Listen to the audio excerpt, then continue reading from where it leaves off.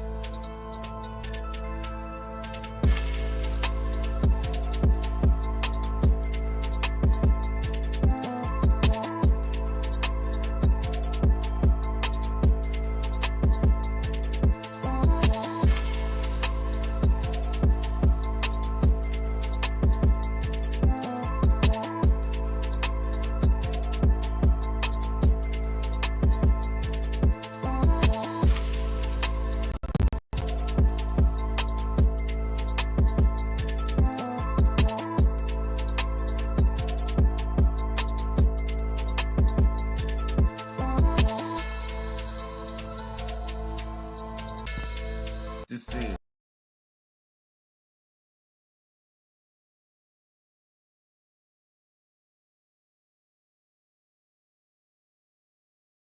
my mic muted.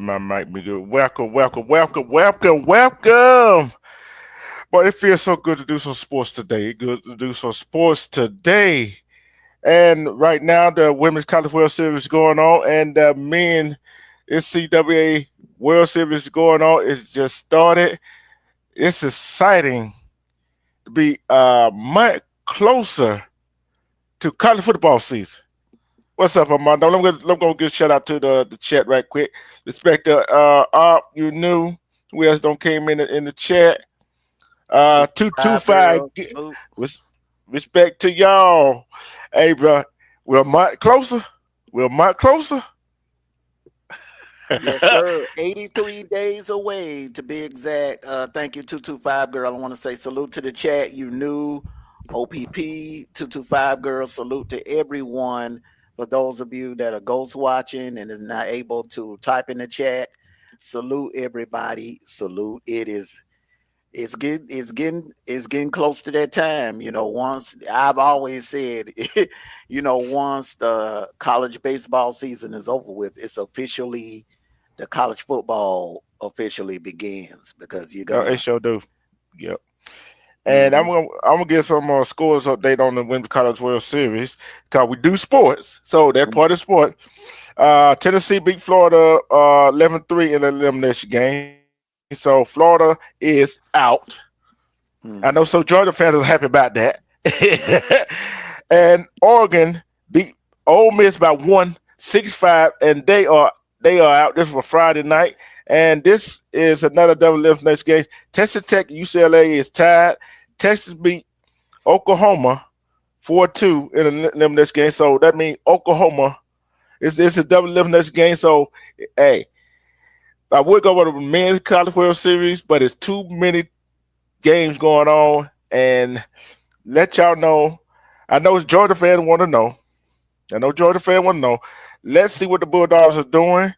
And my Auburn Tigers do not play till 9 o'clock tonight. So that's it. That right there. Right now, Georgia is down 4-2 in the bottom of the seventh inning right now. So that's right there. Got that out the way. Hey, it's not over until it's over. Bottom of the seventh inning, anything can go. So. Well, I mean, speaking as a Georgia fan, the baseball team has done this a lot of years. They raise hell during the regular season. and then get into the College World Series and fold. So I'm not. Yeah. I don't get emotionally invested into the Diamond Dogs like I do the Gridiron Dogs. So Yeah. Yeah. And I'm gonna say this right here. At least it's a double elimination. You know what I'm saying? mm, Unlike any other, like football, the playoff. Hey, you better bring your best game in the playoff. If you don't, guess what? You're gone. And you mm, better bring your best game in NCAA March Madness, men and women. It's win or go home. mm. At least that's a fact. And this is such I want to touch on right here. What you think about them talking about the scheduling for the near future in the SEC? 9 game, nine SEC games scheduled. I'm excited about it. I really am. I think now you're gonna see some marquee matchups that we don't really get to see often. You're gonna see teams that don't play each other that often play each other. You could see a Georgia, Oklahoma, Georgia, Texas A&M playing each other. You're going to see a lot of marquee matchups. 9 games. Now, this is the kicker right here. What do you do with your non-con? How do you schedule your non-con? Because I'm hearing through the grapevine that the Big Ten and the SEC is going to start doing a home and home Mm-hmm. against one another. So that's going to be interesting. Yeah, I'm gonna say this right here. For people that's not familiar with like that, it's like this right here. Like I'm going to put it out there. Like the teams like Alabama, it's the other team that will schedule no big name team from the Power Four or let's say there used to be Power Five. It's all it's going to do is help you, especially if you win that ball game. And still, if you lose that ball game, it's still to help you with the playoff committee. But you got to put the team. You got to put the team on the schedule. Mm-hmm. See what I'm saying? You got to put the teams on the schedule. See, I know Georgia had played some non-conference Big Ten, ACC, Pac-12, Big 12 teams had them on their schedule. Auburn had too. Hey, we talked about this a long time ago. Why is Alabama scheduling little Rudipoot teams and not putting power 5, power 4 teams on their schedule? Alabama is not the only. Hey, Alabama is not the only teams that does that. So, well, they did it with Texas. Okay, they did it with Texas in 2022. Bryce Young's senior year. They actually could have lost that game. Easily could have lost that game. The refs missed a key call. It was a holding call that they missed in that game that should have been called, and that would have gave the ball to Texas in the game. They could have ran the clock out, and the game would have been over with. And as you know, the following year in 2023, Texas went into Bryant Denny and mollywopped them. So yeah. They played some tough non-con. I'm looking through the salute to you, Monique Hill. I'm looking back on the during the Nick Saban era. They opened up against Michigan. They opened up against Florida State. They opened up against USC. They opened up against West Virginia. They opened up against some very tough opponents. But how long Nick Saban been there? Was there? They're for the 4 games. Well, I'm just saying they've done more than. I'm going to put it like this: LSU, Mm-hmm. Georgia, Yeah. Bama, Mm-hmm. LSU, Georgia, Bama, and Auburn have played some tough non-con games over the last 10 years. Everybody else, I don't know what they're doing. Texas is finally doing it now. Oklahoma was doing it when they were in the Big 12. But but they got Michigan this year, so that's going to be Yeah, interesting. yeah, But and everybody else, Ole Miss, Ole Miss, and Mississippi State, the Mississippi teams, and Kentucky and Florida, especially Florida. Florida has not played a non-con game outside of the state of Florida. Every time they yeah, play a non-con, it's against an opponent. It's against an opponent that's in the state of Florida. It's Florida State, UCF, USF, or Miami. yeah. I'm really, yeah. I know you're a diehard, Tommy. That's and a Jets, New York Jets fan, diehard. And 225 girl said, "I'm put it up." She said she preferred non-conference games should replace the small cupcake team we have on our schedule.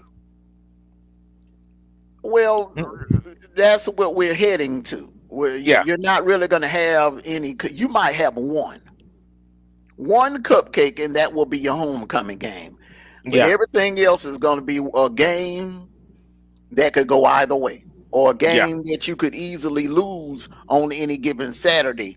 And Georgia Tech is improving. Their recruiting is improving. That is not going to be a cakewalk anytime soon. As long as that coach that's there, the head coach that they have there, as long as he's there, Georgia Tech is going to be hard to beat yeah. from here on And out.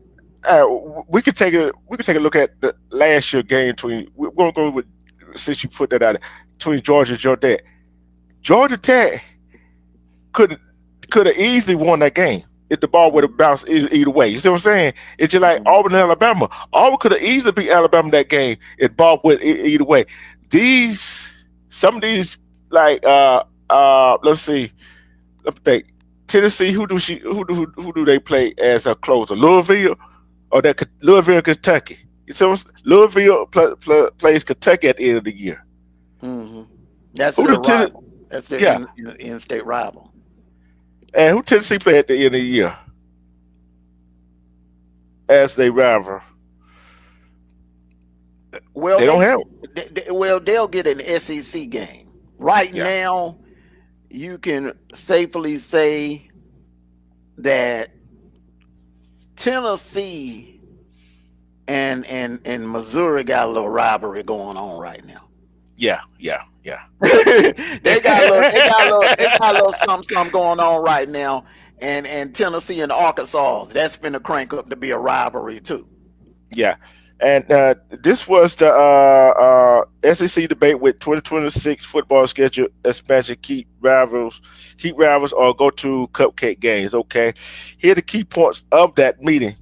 I'm going to read you. The SEC faces a choice with its future football schedule: opt for a rivalry game like Alabama, Tennessee, Auburn, Georgia, or continue with cupcake games.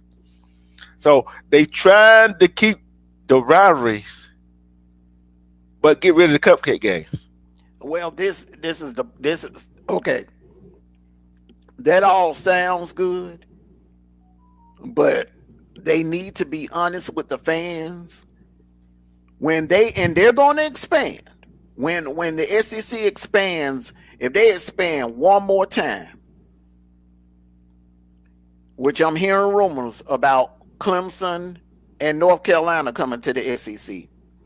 If they expand one more time, you can kiss some of those rivalries goodbye. Yeah, And I think yeah, Georgia and Auburn will be one. It will be mm, no room. It will be no room. It will be no room at the table for a Georgia Auburn rivalry. They're gonna keep Georgia and Florida. Georgia and Florida ain't going nowhere. what about Georgia and Tennessee? Georgia and Tennessee, yes. I'm hearing rumors about that. You know, some of the commissioners in not commissioners, but some of the ads in the SEC are thinking about releasing Tennessee from the SEC. I don't know if that was a rumor or what, but that would be ridiculous because that's the state of Tennessee sits in the heart of the SEC country, Yeah, right, and right in the heart of the South. yeah, and I'm gonna say this right: they if they get rid of Tennessee, if they decide to get rid of Tennessee, that will, where would Tennessee go? If the Big Ten don't expand, Big 12 don't expand, ACC don't expand, what, you throw them all off in the Pac-12, which don't make no sense. Where the Big 12 is trying to get Florida State and Miami. The Big 12 is making a push to become a super conference right now. Yeah. And they ain't playing. They ain't playing. You know, they mess around and they had Florida State and Miami, and then if Tennessee leaves the SEC, then you know that it is, you got to start looking at the Big 12 a whole lot differently. Yeah. And here's the second key point of that meeting about the expansion of schedule, whatever. It said if SEC finally embraces a ninth conference game, it could come with a financial reward from media partner ESPN, which would be true. Would be true. You see what I'm saying? It would be true. Extra game on ESPN and yeah, ABC. This is the edge that the SEC will always have over the Big Ten. For whatever reason, Fox Sports, Fox, the network Fox, not Fox Sports, but the network Fox, they will not budge off that big noon kickoff. They are determined to compete with College Game Day. This is about and SEC Nation. Yeah, I mean, but they, you know, it's really about College Game Day. You know what I'm saying? And it's full speed ahead. Now that Corso this will be Corso's last year. All right. When Corso leaves, it's safe to say College Game Day is not going to be the same. It's not. No. It's not going to be the same. So, big noon kickoff, and to have a game, what they want to do to pump the ratings in the big noon kickoff is to have big marquee games at 12 noon following the big game kickoff. Yeah. And that involves what, the Big 10 or the Big 12? Big 10 and the Big 12. So you can look at matchups like, let's say, Ohio State in Texas. Now, this is what I'm hearing. Ohio State had convinced the network to move the game to Sunday night instead of having it that Saturday at 12 noon. But the University of Texas blocked it. It was like, no, keep it at 12 noon. Because you know the game gonna be in Columbus. And I don't think the Texas Longhorns and Steve Sarkisian wants any part of a season opener game in Columbus, Ohio. Yeah. Texas blocked it. So for those of you that are wondering why that game is still at 12 noon, Ohio State had worked it out where the game was going to be moved from that Saturday to that Sunday night, because you know it's Labor Day weekend. So that Sunday night is not a work night. That would have been great. Yeah. And I'm going to say this right here. And then it's the third key point is rivalry games promote strict SEC brand, but can conferences membership resist the catnip or game against directional school? Directional school, that means the other schools that's not in the SEC, I guess. That's my take on it. That's the only thing I can think of. Let me answer this question that 225 girl said. She said with the Big Ten being on CBS, they could put the big marquee games at 3:30. 3:30 is okay. But 225 girl, you know, as a Dogs fan, it's just something. I know you've been to Sanford Stadium on a Saturday night. It's just something about a night game. And I'm not just talking about college, high school too. Yeah, I mean, man, come on, man. it's just something about a night game. You turn it up, you take it to the next level on prime time. Yeah. Yep. The And fans, the players, the coaches, even the broadcasters. You look at listen, okay, so if you don't believe me, just go watch a playback of a 12 noon kickoff game. Those yeah. announcers, they are not really in it.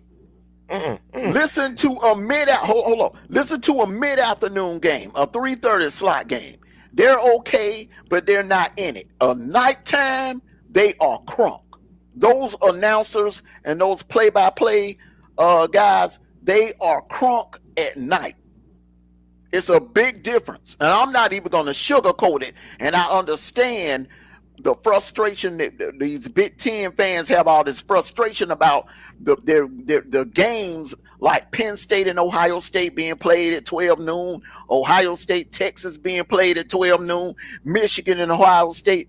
Can you imagine a Michigan Ohio State game being played at 8 o'clock? Yeah. I'm gonna tell you this right here. I can see. When had the last time you seen Auburn, Georgia, Auburn, Alabama, Georgia, and Florida, Georgia, Tennessee, any other SEC school with a key rivalry game played at noon? Woo, man, you got to go back. The last time I ever seen Auburn and Georgia play a 12 noon kickoff was Mark Richt's last year. That's the last time I ever seen that. Georgia and Florida used to play 12 noon games back in the 80s. So some games would be at 3:30. But I remember the Run Lindsay Run game, that was a 12 noon kickoff. That wasn't a 3:30. That was a 12 noon, because if you look at it, if you look at the replay of the Run Lindsay Run game, the sun was bright and shining. So that lets you know the game was ending like around 3 o'clock, 3:30. Yeah. That wasn't no 3:30 kickoff. I'm gonna tell you why I like either 3:30 or prime time game. You know what I'm saying? Nighttime game. It because think about it. Look how early some of the fans got to get up. Mm-hmm. Look how early the players got to get up. Some of them still had sleep, still got cold in their eyes. Mm-hmm. The announcer got to get up. Think how early they morning briefings got to be in that briefing room. They ain't into it. And how many times at them night game have you seen strange things happen? Mm-hmm. Strange I will say this: the best Iron Bowl that I've ever seen in my lifetime was the only Iron Bowl played at night. That was at 2014. Mm-hmm. I mean, man, they set an Iron Bowl record. Because I think Alabama and Auburn at the end of the game, it was like Alabama had like 50-some points and Auburn had like 40-some points. Mm-hmm. Mm-hmm. Yeah. See, you never know what you'll get at nighttime. So why Twicker? The SEC schedule is not passed this year yet. So we don't know who we're playing after this year. Only two teams I know we possibly be playing: Alabama and Georgia. There's only one possible team, three possible teams y'all probably be playing after this year: Auburn, Tennessee, and Florida. You see what I'm saying? Mm-hmm. So if the schedule is not set for 20 this is what we said is 25, 26 season, 26 to 27 season. Well, we're gonna have to wait. We're gonna have to wait to see who play. Because ain't no telling. They're looking at keeping 4 rivalry game, right? Mm-hmm. They're looking to keep 4 rivalry game. So it's 13 games, is 9 games. So that means 6 other games got to be 5 other games got to be SEC game. They do it that way. For right now, it's 3 rivalry games kept and 6 more SEC games to play. See what I'm saying? And the rest of them is either cupcakes or some other team from either the other Power 4. Okay, now let's take a look at this right here. Um, this is why a lot of experts are picking Auburn as a sleeper because you have a pretty easy schedule. What I'm looking at here, you got Baylor. You got to go. You got to go to Baylor. You got to go to Waco. And I think Auburn can go down there. Auburn has a way more of a talented team than Baylor, in my opinion. Then you got to play Ball State. You got Ball State at home. You got South Alabama at home. They're a scrappy team, but I mean, come on. This is a different Auburn team. You got to go to Norman, and I think you can take care of business down there in Norman. Okay. You got to go to College Station. Now, this is going to be a trap game right here. You got to go to College Station right there. It's always hard to go to College Station play Texas A&M. It's always hard, no matter who the coach is. Mm-hmm. Now, here is the kicker right here. This right here can define Auburn's season right here. This game right here. And here's why Josh Pate, Joel Klatt, and a couple of other sports analysts are picking Auburn to pull an upset on October the 11th. And listen, I'm a Georgia fan, so I'm not, I'm just keeping it real. I'm not selling anybody no pipe dreams, and this is not the same Auburn team. This is a totally different Auburn team, and Auburn has been knocking on the door for the last two. They've been knocking on Georgia's door for the last 2 years. 2023, if it wasn't for that miraculous catch by Brock Bowers, we would have lost that game. Last year, if that ball would have been bouncing funny, we would have lost. But this right here, what makes this game dangerous, and let me make my point here. Auburn is going to be coming off a bye week. Auburn is going to be coming off a bye week where we're going to be coming off a tough game, home game against Bama. I wonder who set y'all up for that. We're going to be playing Bama the first week in October, if I'm not mistaken. And Auburn's going to be at home resting while we're playing that previous Saturday. So that game is going to be a night game. That is not going to be a 3:30 kickoff. I'm telling you this right now. That is going to be a nighttime kickoff, which makes it even more dangerous. Jordan Hare at nighttime. That Auburn team coming off a bye week. Armando, y'all got Tennessee. I'm looking at our schedule. Y'all already know you got got Marshall the first game, Austin Peay the second. Then you got Tennessee, Alabama. Then you got Kentucky after that. Then y'all got Auburn. Y'all got a slate, bro. Y'all got a slate the first 4-5 games in the SEC play. So we got Kentucky. We have Kentucky in Athens the week before we play y'all. That's not an easy gimme because Kentucky plays Georgia. I don't know what it is about Mark Stoops and that Kentucky team. I don't care. It doesn't matter if the game is in Athens or if the game is up in Lexington. They always play us tough. It is always a 4 quarters game with Kentucky. Yep. And then y'all got Ole Miss. At least y'all got a bye week. At least y'all got a bye week before y'all play Florida. Then you got Mississippi State, Texas. Then you got Charlotte, which probably a homecoming game, whatever. And then you got Georgia Tech at Bobby Dodd Stadium.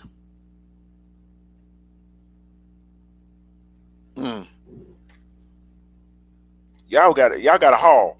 And I want to go take a look at some of the Big Ten schedules. See let's take a look. Who you want to take? Let's take a look at Ohio State schedule. Let's take a look at Ohio State schedule. Right quick. I'm about to give me a quick second. I'm about to pull it up right now. They're the defending champions. So what better team to start off with Yeah. than the defending national champion champion. Ohio State, the Ohio State Buckeyes, the Ohio State Buckeyes. Hey, much props to them. Great season in 2024. They brought home the national title, and some people are picking them to bring it home again this year. But can they beat Michigan? Can they beat Michigan? Look at you can bring the national title home all you want to, right? Mm-hmm. But fans gonna get tired of you losing to your rival.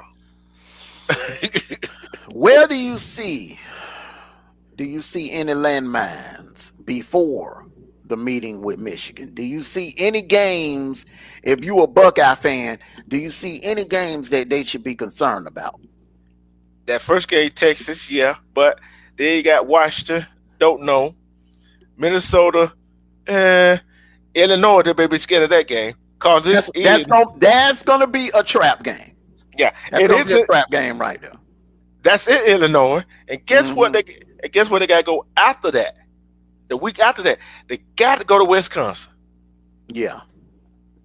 2 trap games back to back. Two very tough trap games, and then they got to go back home. Even though this game is in Columbus, Penn State is loaded this year. Penn State is loaded this year. Mm-hmm. At least they got a bye week before that game. Mm-hmm. They got a bye week before that game. But Illinois, Wisconsin, then I'm telling you another trap game. The game at Purdue, after they play Penn State, that's a trap game. Emotion high. Yeah. Could be an Alabama Vanderbilt situation. Mm-hmm. Look, I don't know who put these schedules together. I wouldn't want to be neither one of Georgia or Ohio State. Remember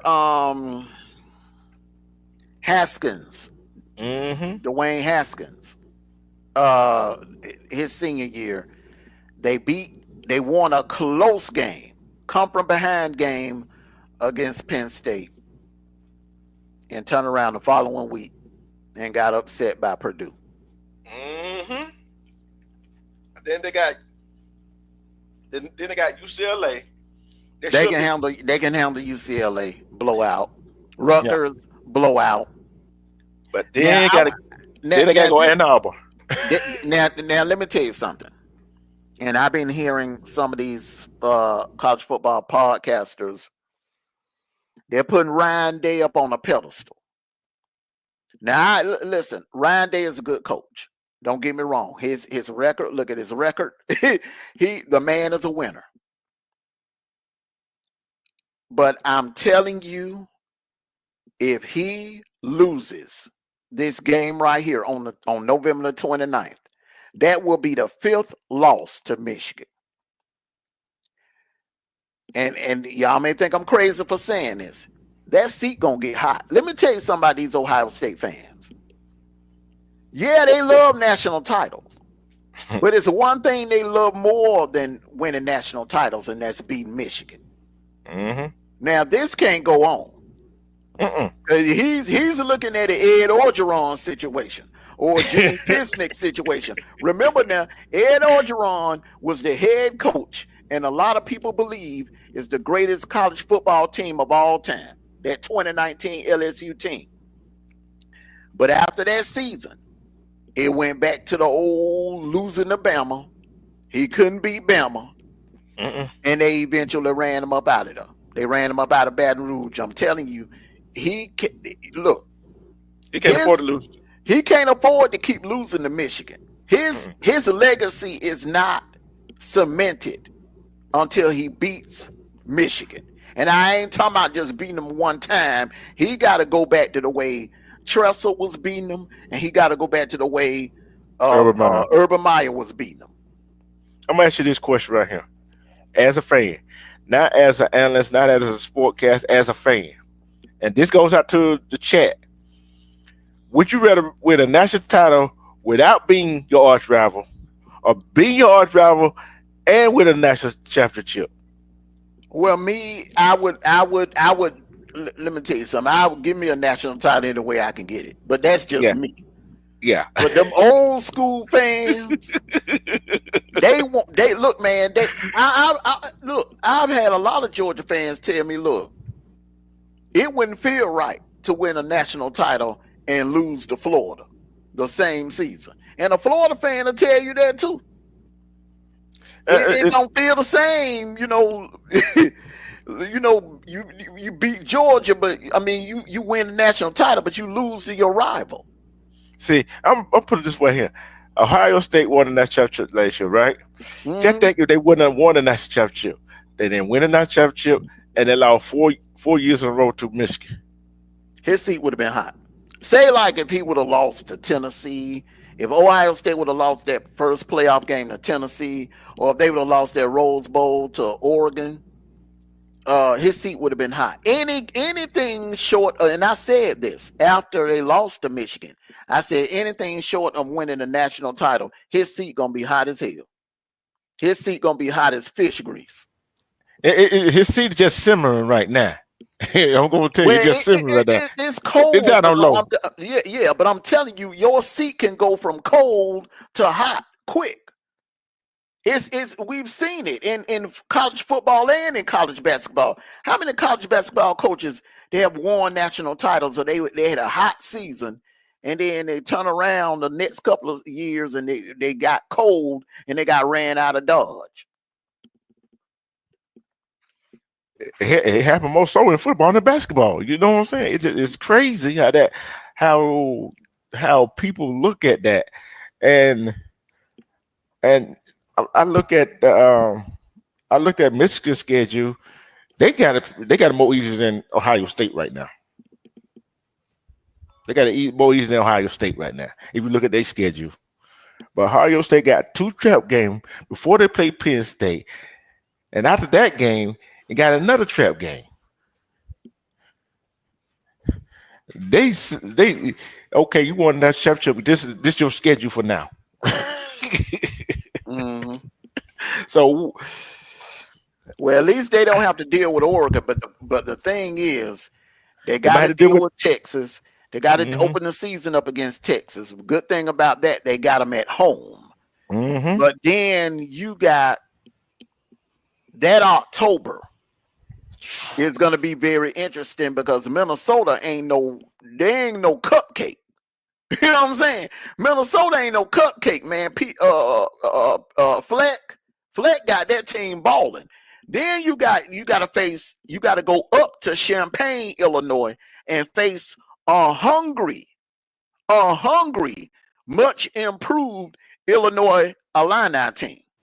That I'm gonna tell you, the team that surprised me last year in the Big Ten was Illinois. Yes, I didn't see Illinois coming. They almost got themselves in the Big Ten championship game. Almost. If it weren't for Illinois would have been a playoff team if you trade schedules. The only reason why Indiana was a playoff team because they had one of the easiest, weakest schedules in the Power 5. We're gonna find out what they're about this year, because what people fail to realize, when you win like that, you don't get the easy schedule next year. Do you? Mm-mm. Shoot. And with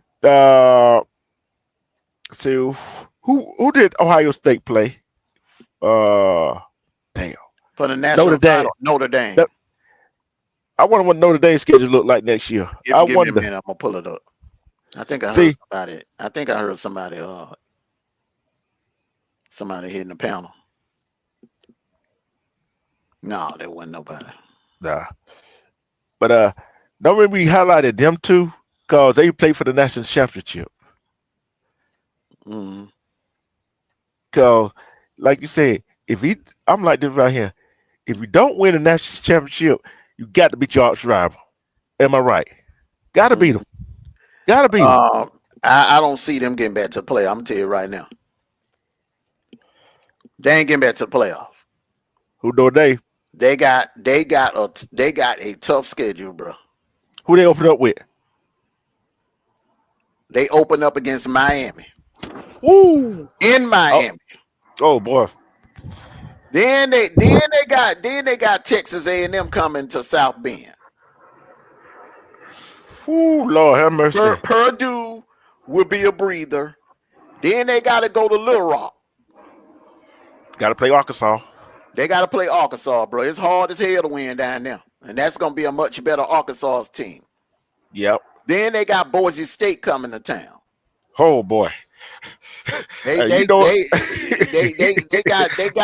a little gauntlet going on right here, bro. They're going to have to earn it this time around. Who they got before Boise State and after Boise State? Before Boise State, they got to go to Little Rock and play Arkansas. And who they got after Boise State? They got NC State coming to town. And they ain't no easy task either way. They played last year. And then after NC State, they got USC coming to town, and you know that could go in. You never know what you're getting with USC and Lincoln Riley. I'm telling you, man. Anytime teams like USC and are quiet, they're kind of like under the radar. Mm-hmm. Those are the teams that can emerge to be a dark horse. Yeah. And who they got the last game? They got who they got last game? Stanford. The last part of their schedule is not. Now I'm telling you, they got to watch out with Syracuse. They got to be careful with Syracuse. November the 22nd, they got to be careful. That is a dangerous game right there, man. And this game right here, Pitt. Oh yeah, Pitt and Syracuse. Pitt. If it Pitt can just improve that run defense. Yeah. That pass, they got a secondary. They got a hell of a secondary. If they can improve that run defense, man, they're gonna be a problem in the ACC. All right, let's take a look at the we took a look at the ACC, the Big Ten. Who in the Big Ten should be able to run the table? The Big 12, Colorado, Baylor, TCU. I'm going. Let's take a look at the defending champions. The defending champions, which is the Sun Devils, Arizona State. Mm-hmm. Yeah. We cover. We ain't talking about the SEC, the Big Ten. Don't worry, we're gonna get to ACC too. We're gonna get to them. And I look at the schedule as foretelling. We just making our observation of how the schedule is going to go and how they going to align and what games they should be careful of. I'm gonna tell you right now.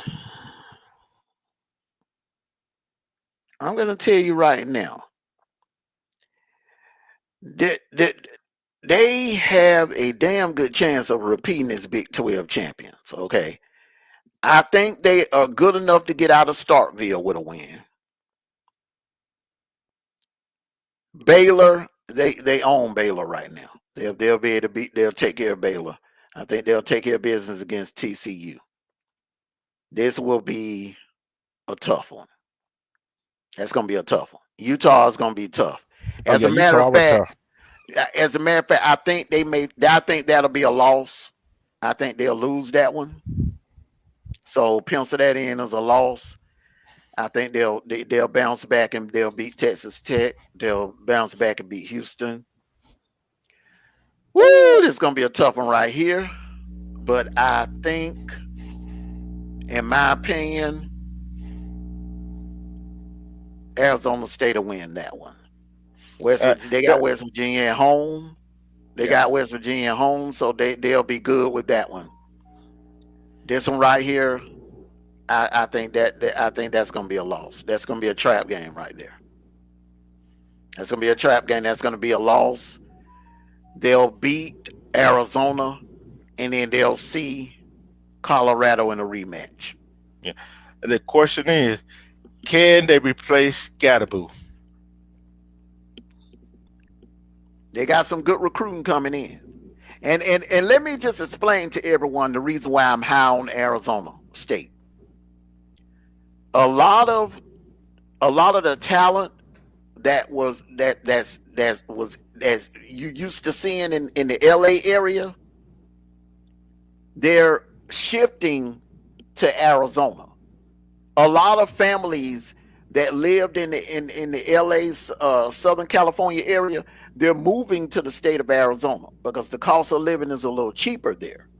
The school curriculum and everything is much better.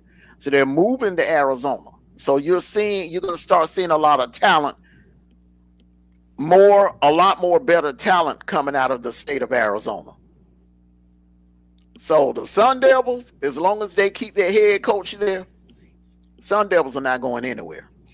Oh, yep, you're right. And I'm looking at the Colorado Buffaloes schedule. They started off with Georgia Tech at home, which that's not going to be easy. They got too many.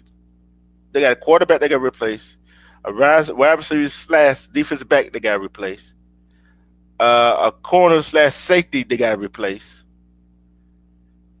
and I still think one thing Colorado is missing. They got to get a running game. Past 2 seasons, they have one this year. And another thing that Colorado will have, they will have much.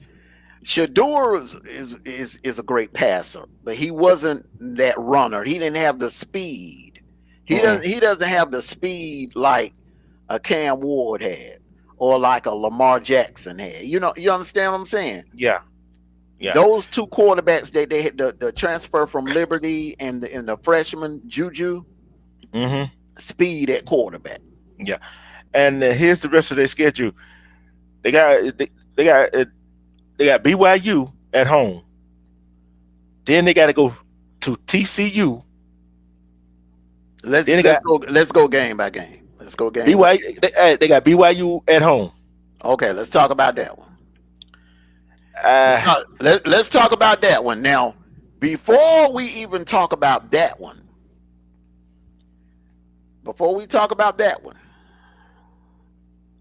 look, man, every game counts. Salute to you, you knew. Every game counts. And buddy, hey, that right there is going to be a dog fight. That game right there, that's going to be in Bobby Dodd Stadium. That is not Labor Day weekend. Nah, I'm going to tell you. I think that's not good. That game is not in Bobby Dodd. Georgia Tech got to go there. Georgia Tech got to go to. Because I could have sworn, man, I pulled it up. They got to go to Bobby Dodd. I don't know why they got Georgia Tech on top, man. Like Colorado's going to be for some field.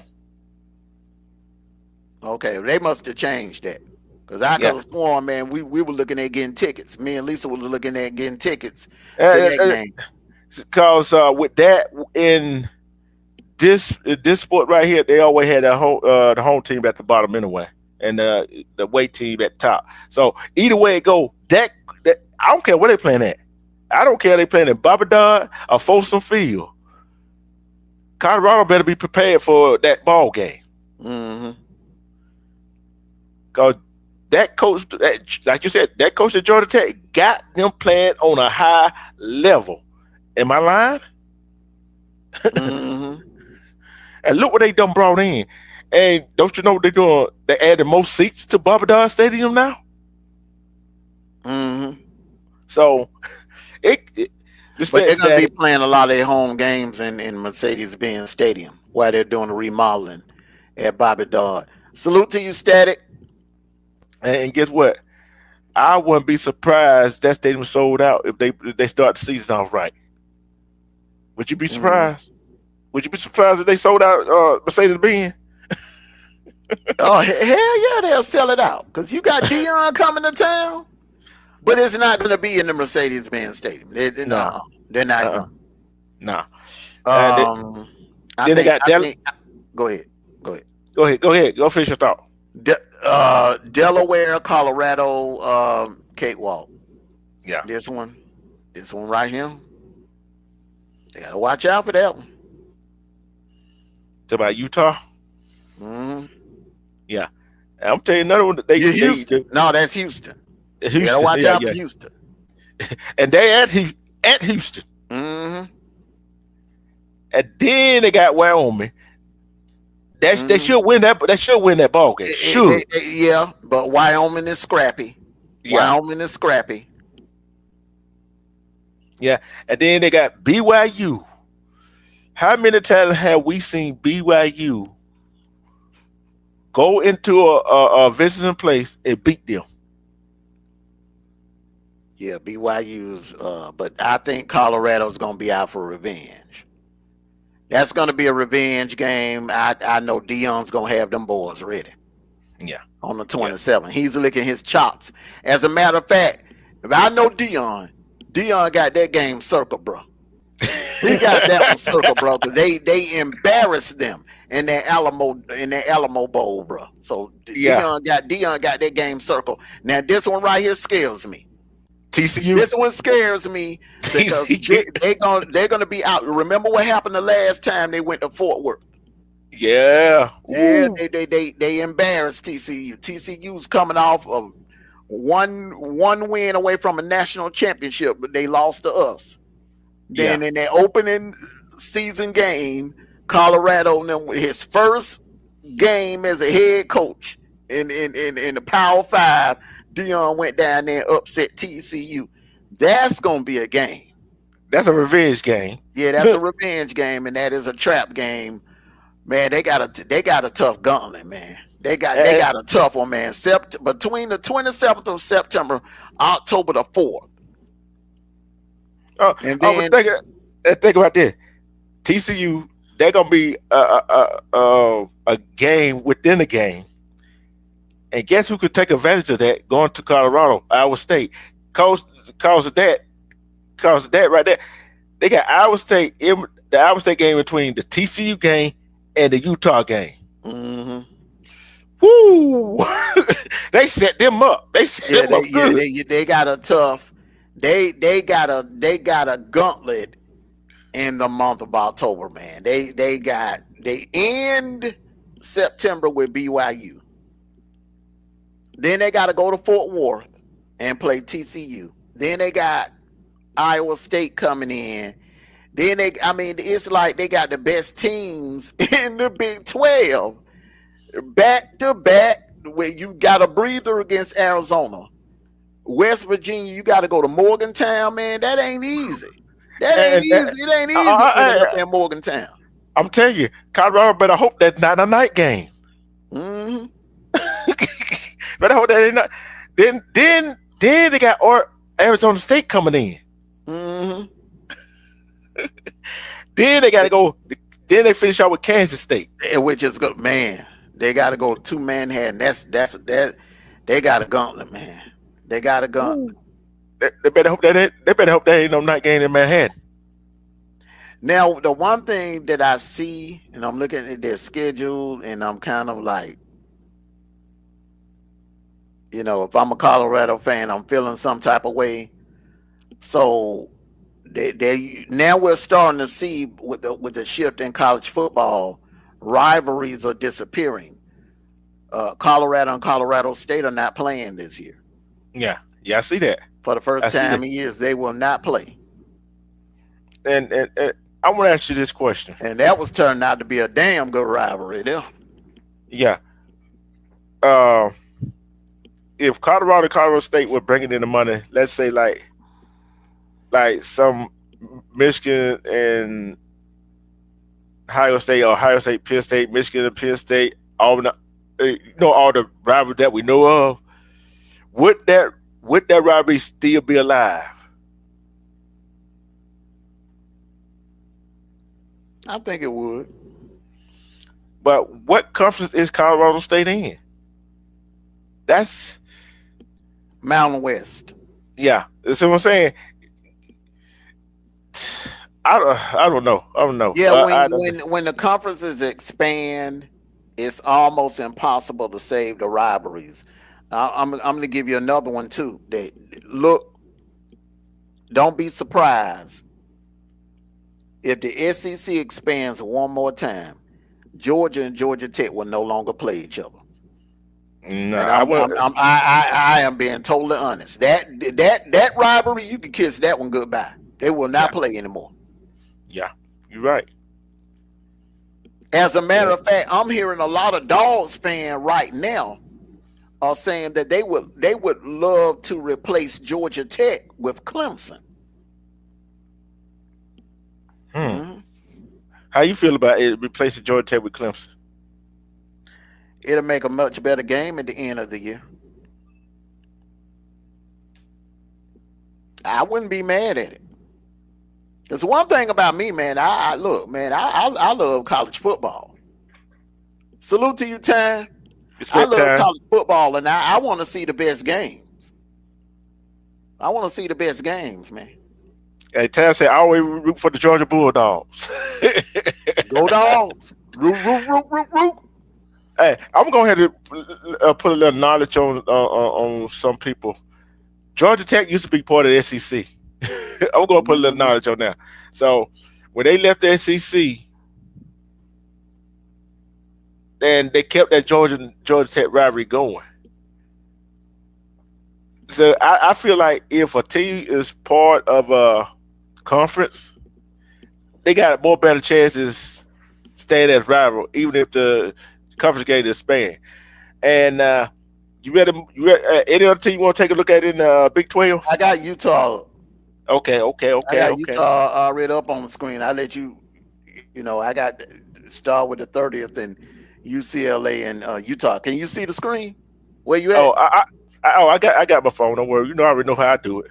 Okay. You already know how I do it. They start out with UCLA in LA. In LA. Mm-hmm. Can Utah go to LA and beat UCLA? Yeah. Yeah, they can. Yeah, man, Utah got a defense this year. Yeah. Then they got Calipari. Then they got Wyoming at Wyoming, which that should be an easy win. Then they got Texas Tech, which that going to be an easy win. They got them at home. Then West Virginia in Morgantown. Do you think they're going to be? Is that a trap game?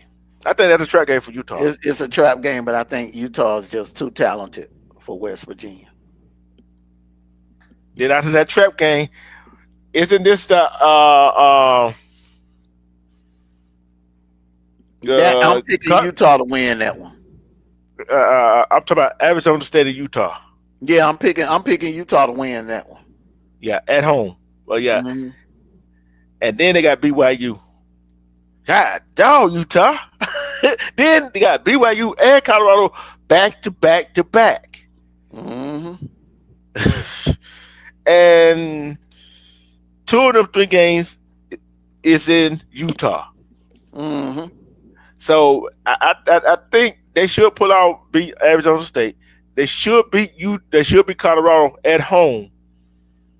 But Utah and BYU is a rivalry game. Mm-hmm. People don't know that. That's a rivalry game. That's a toss-up. Because I don't care what they playing at. I'm going to tell you, whoever win that game, they're going to win about 3 points. By a field goal. That game going to be won by a field goal. Mm-hmm. I'm looking at the rest of the schedule. They got Cincinnati. Utah should win that one. Utah and Baylor. Utah should win that, even if it is at Baylor. But yet, then they got Kansas State coming to Utah. I think Utah win that one. Yeah. And then they got Kansas going to Kansas. At Kansas. So I think Utah should win that one. Mm-hmm. So Utah do not have no excuse to not go into the Big 12 championship game or have the chance to get in the college football playoff this year. They don't have no chance to it. They ain't got no excuse, do they? Mm-mm. No excuse. Because majority of their toughest game is almost at the end of the season. So, hey, so what do you think about Utah's schedule? I think it's manageable. I think they got a good one. They got a good path to the playoffs. Yeah, As a matter of fact, man, I'm gonna have to change my statement, man. I don't think Colorado will get in there. That schedule is too tough. I think it'll be Utah. I think it'll be Utah and Arizona State in the Big 12 championship game in Dallas. And if I'm not mistaken, I think both of them, the winner of that game and the loser, will get in with the yeah. new playoff format. The 12-team playoff format. Yeah, yeah. Hmm. I can see it, and I'm like this right here. It's the SEC is too tough to call.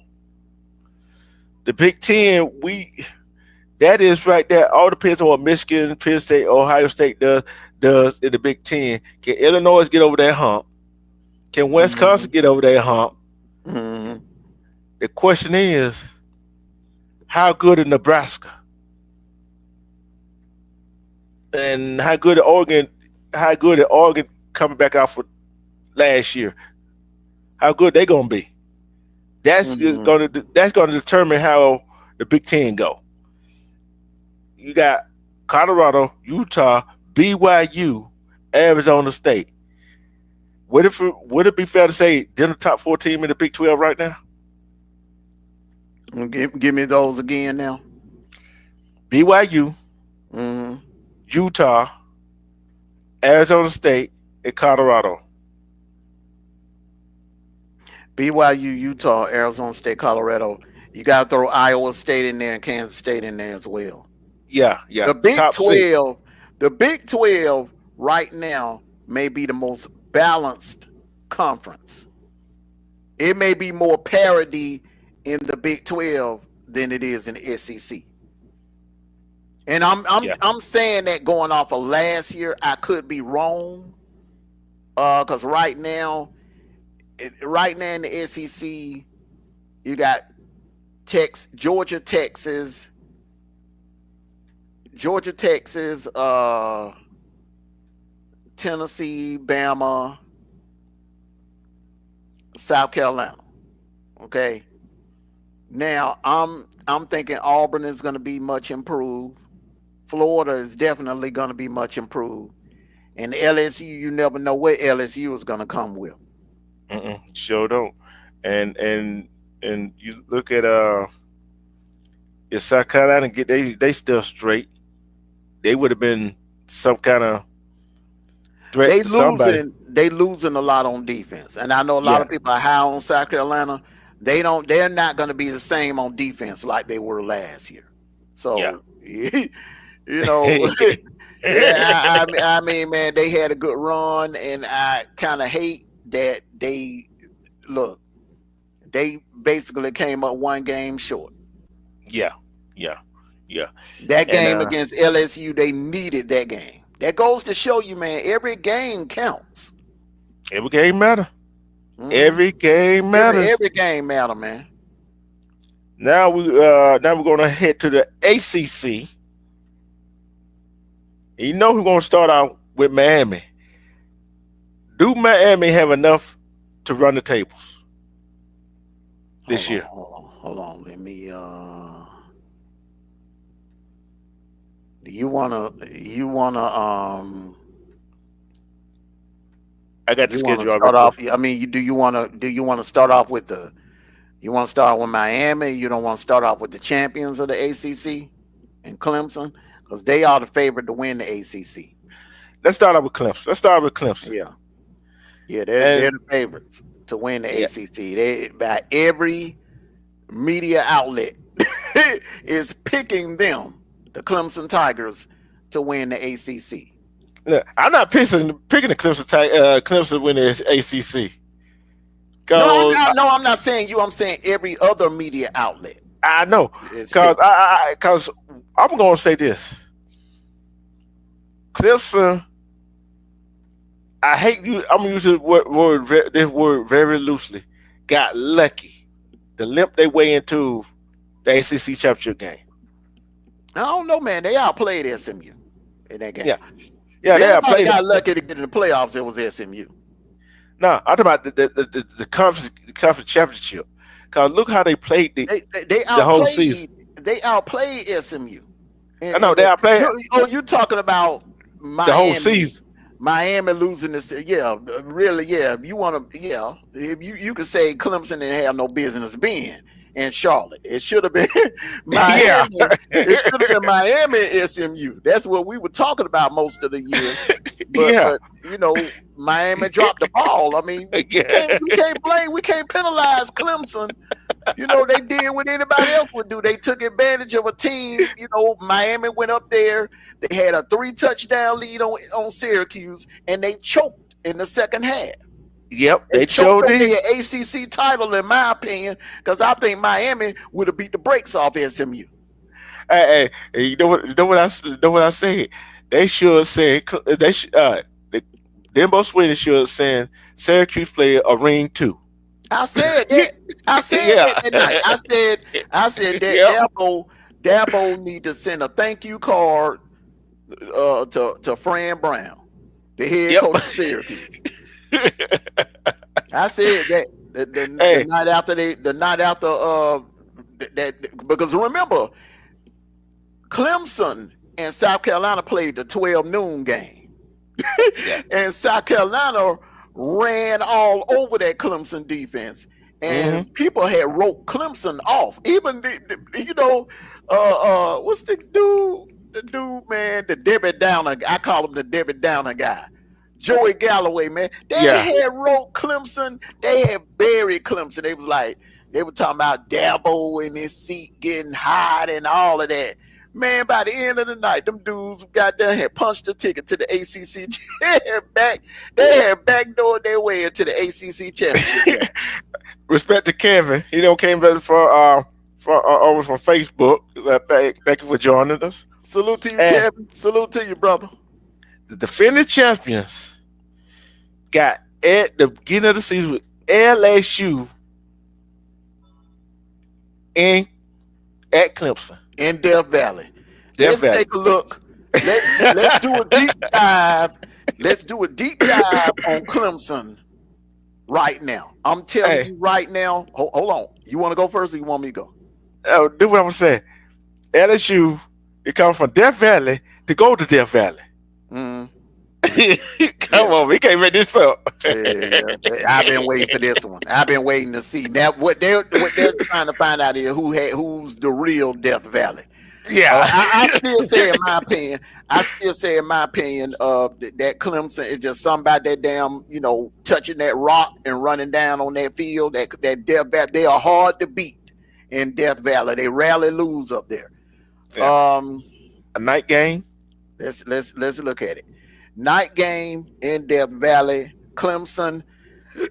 One thing about Brian Kelly, man, he's terrible in season openers. I'm sorry, this ain't gonna turn out good any different. I'm taking Clemson. Clemson is gonna be a much improved team. I think the quarterback is a first rounder. I think he is a first round pick in the 2026 draft and a Heisman finalist. Kubiak. Oh yeah. He's gonna ball out this season, man. And that defense is gonna be on point. And you ain't running on them this year. Clemson is gonna take that game. Troy, blowout. They'll blow Troy out. This one, Georgia Tech will hang around. They'll hang around maybe till midway through the third quarter, and Clemson gonna pull away and beat the brakes off of them. Which they should. Yeah, which they should. This one is gonna be tough. Syracuse Clemson's always a tough game, but I think Clemson just got too much for them, and that this 9 times out of 10, this will be a night game. Also, this will be a night game in Death Valley. They hell to beat in Death Valley. I'm sorry. Yeah. UNC, now this could be tricky, but Bill Belichick is going to need at least 2 to 3 years to clean it up, to get that program on the right page. Clemson will go in there and win that one, but I say maybe about 10 or 14 points. Yeah. Clemson, Boston College. The temperature is gonna be kind of cool that day. It's gonna be a tough game, but I'm gonna roll with Clemson. Too much talent. Rematch of the ACC championship game. It'll be a shootout. It'll be a high scoring shootout. But because Clemson has this game at home, I'm rolling with Clemson. They'll beat Duke. It ain't even gonna be close. Yeah. All right. Now this one right here. I think Florida State gonna give them some problems. If it's any area where they could slip up and lose one, this could be it. But I don't see them losing to Florida State. It'll be a good game, but Clemson will pull it out at the end. Louisville, it'll be a good game. It'll go 4 quarters, but I'm giving this one to Clemson. Clemson is coming with some talent, bro. Yeah. And Dabo for the first time. Dabo hit that transfer portal. Furman in-state game, but Clemson gonna beat the crap out of them. That'll be a homecoming game. That'll either be a homecoming game or the senior. Yeah, that's a senior. That's senior day, not homecoming. That's senior day. So man, come on, forget about it. Clemson, South Carolina. William Bryce. Nighttime. It ain't gonna be no noon kickoff this year. It's gonna be nighttime. And you know what's gonna be blasting over the speakers? Sandstorm. Ooh, I still gotta take Clemson in that, bro. I still gotta take Clemson. I'm taking Clemson for the simple fact South Carolina lost a lot on defense, man. They put 3 or 4 people in the draft off of that defense, man. That defense ain't gonna be the same. That defense is not going to be the same. That defense was tough last year, but a lot of the good players that were on that defense are going into the NFL. So, we looking at it, and the thing about it, they should make the ACC championship game and make the college football playoff. Yeah, of course they should, but we know how the season goes. I think they will. I think the only game that they could take a loss in would be the season opener. Yeah. Like last year when they lost to us. See, I think season opener, even because you lose that season opener, and that team that you lost to, they go and make a good showing the rest of the season. It'll make that loss a whole lot better, don't it? Mm-hmm. So, and I want to say this: right? Clemson, they got a shot.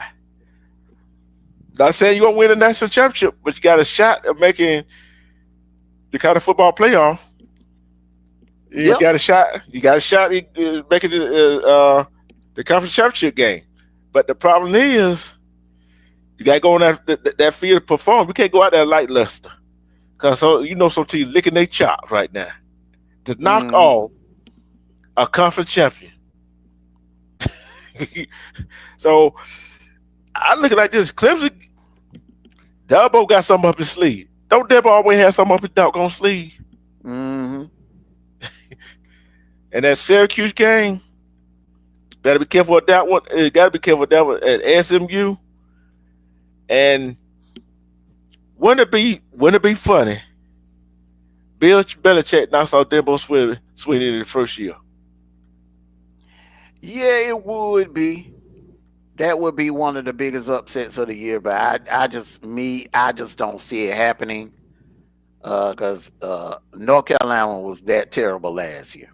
Yeah, they were. And Bill Belichick, as great as he is, he's going to need, just like he didn't come in his first year and take the New England Patriots to a Super Bowl. He had to build that team. It took him like at least a good 2 years, at least, to build that team. So,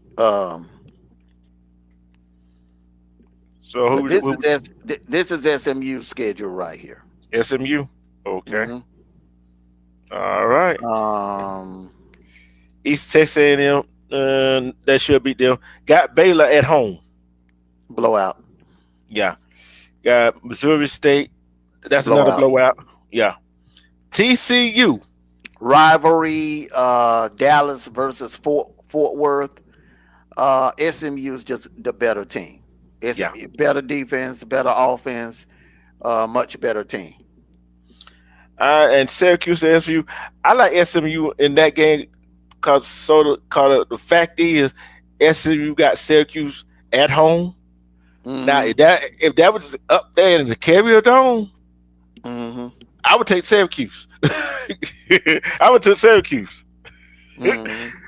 But the simple fact they playing at home, I got to take SMU.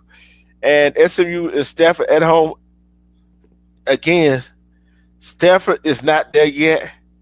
Stafford is more of I'm gonna say, you know how they say Auburn is not a basketball school, but turned into a basketball school. Stafford is not a Mm-hmm. football school. Stafford is more known for what? Volleyball. Mm-hmm. So I gotta go with SMU on that one. And we already talked about the SMU and Clemson. That gonna be a shootout. Clemson win that by the skin of their teeth. Then they got Wake Forest. Got to go Wake Forest, who improved last year. Do you think Wake Forest improved last year? Do I think? Do I think who? Wake Wake Forest Forest, improved last year. yeah, Yeah, yeah. but it's I still, think they improved last year. but they still a little bit of ways. But Mm-hmm. I think SMU should beat them. Should beat them pretty handily. Miami and SMU at SMU. Would this be let me see what time we don't know what time the game gonna be. Will it be a 12 noon game, 3:30 game, or a nighttime game? Do that game have the same hype as it did last year? Uh would have if Cal Ward were playing. Do that game still have the same hype to it? Miami and SMU. Yeah. Yeah. But I gotta go with SMU because they're at home. Cause I don't know. I gotta figure out who Miami quarterback is and what they got coming. And I think they lost a little bit on defense, didn't they? From last year. Yeah, but they got some good recruiting coming in though. Yeah. So Mm-hmm. they're gonna be a good matchup right there. Then they gotta go to Boston College. Uh, then they got Louisville coming in, Cal as the last game. So I can see SMU getting back to the conference championship. I can see them get to the conference championship game. Do you see them get to in that schedule? Do you see them not get to the conference championship game or not making the playoff? Who? SMU. No, I don't see them getting in, and I'm going to explain it to you why I don't. I think they'll lose on October the 18th. This is going to be a loss. um, I think this is going to be a hangover. No, I'm sorry, not a hangover game. They'll beat Wake Forest. Mm-hmm. It's gonna be a tough game. They'll beat Wake Forest. Miami.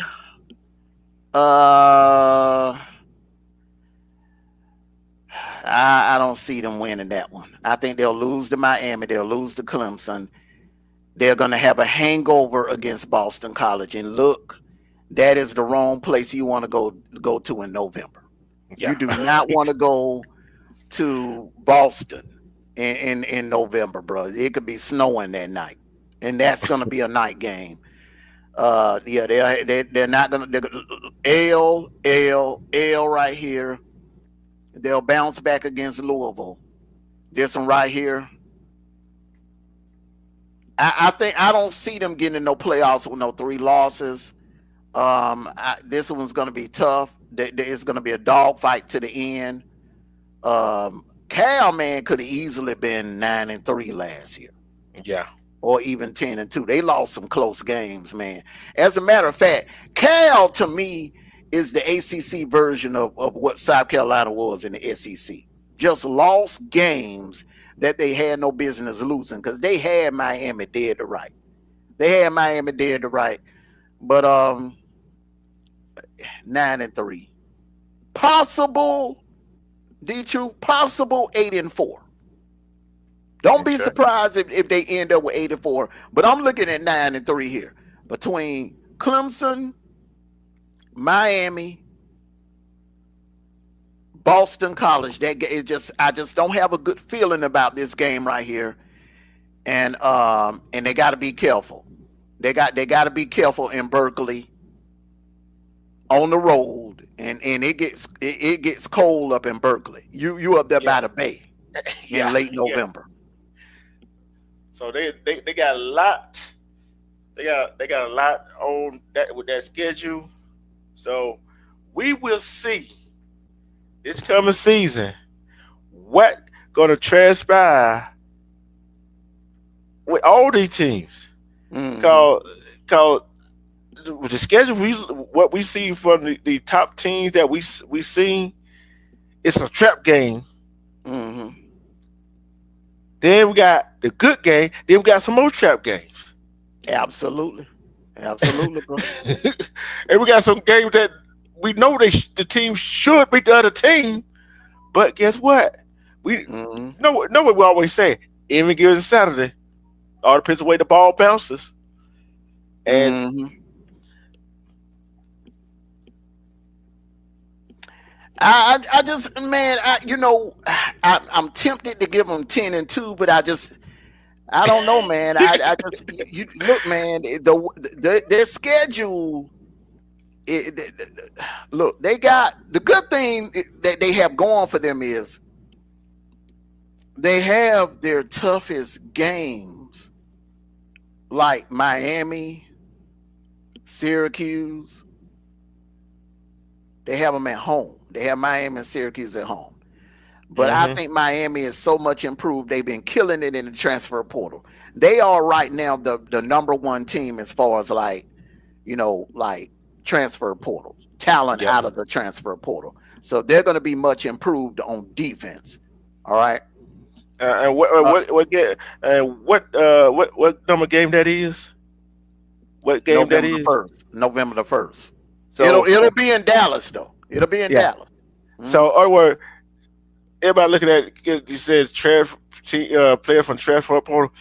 These late games, I can see the first few games, but the late games that the transfer portal played in, they've been got acclimated to the system, and they've been on jail by then. You see what I'm saying? So you cannot say, because the transfer. No, you can't say that because they've been on jail by then.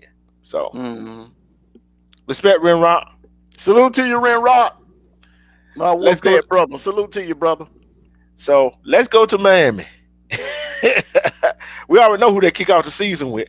Notre Dame in Miami. Night game.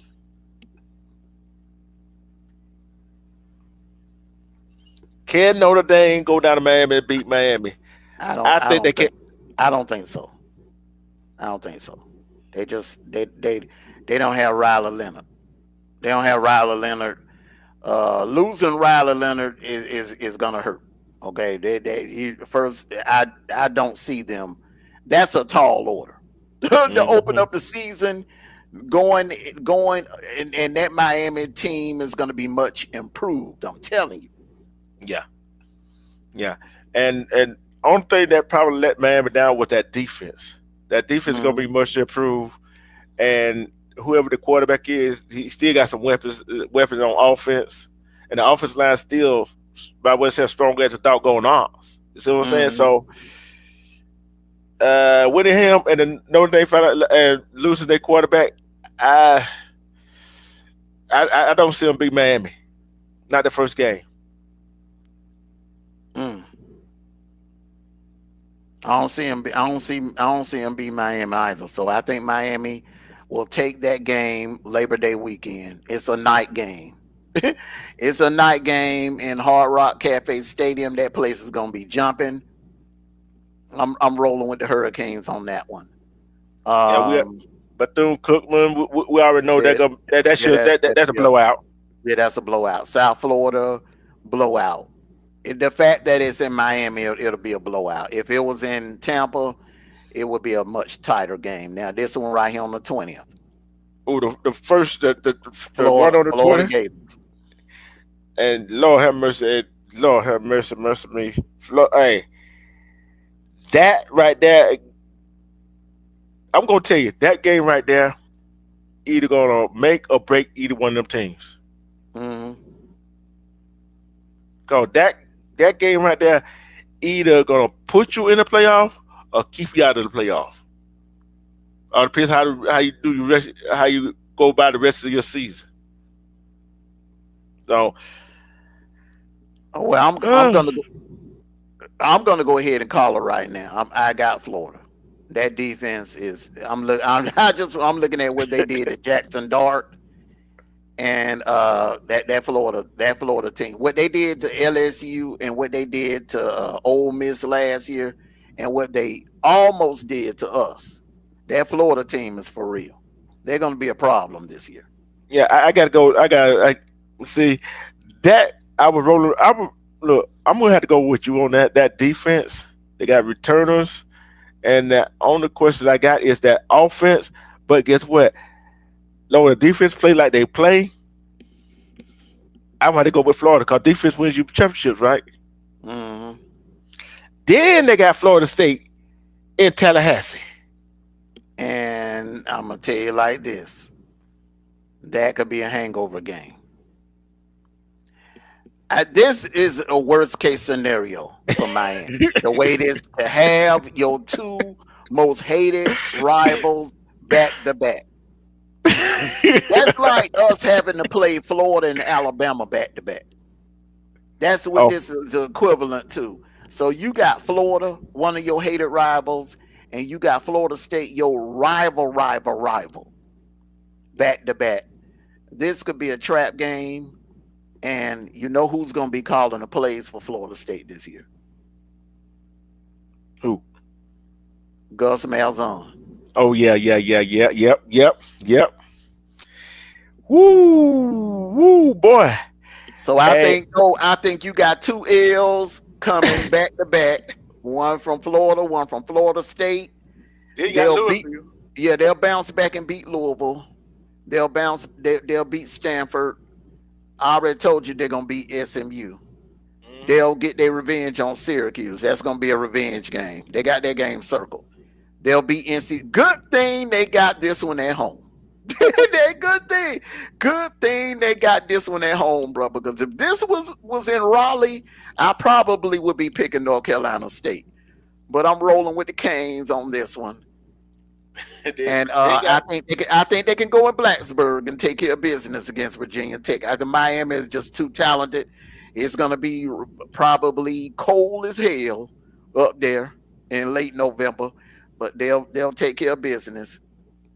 This one right here, Pittsburgh, Pitt. They cold, windy. Mm-hmm.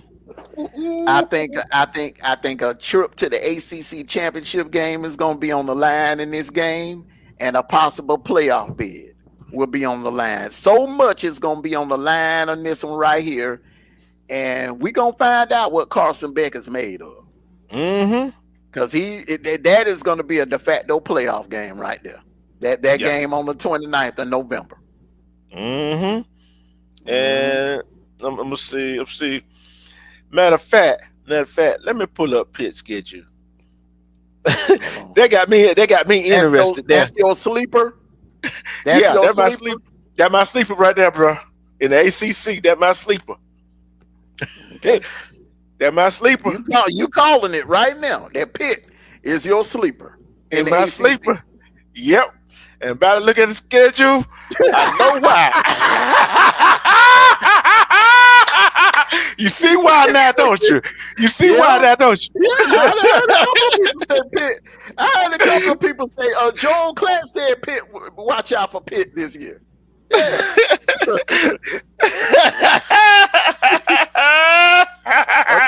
A couple of people are picking Pitt as their sleeper.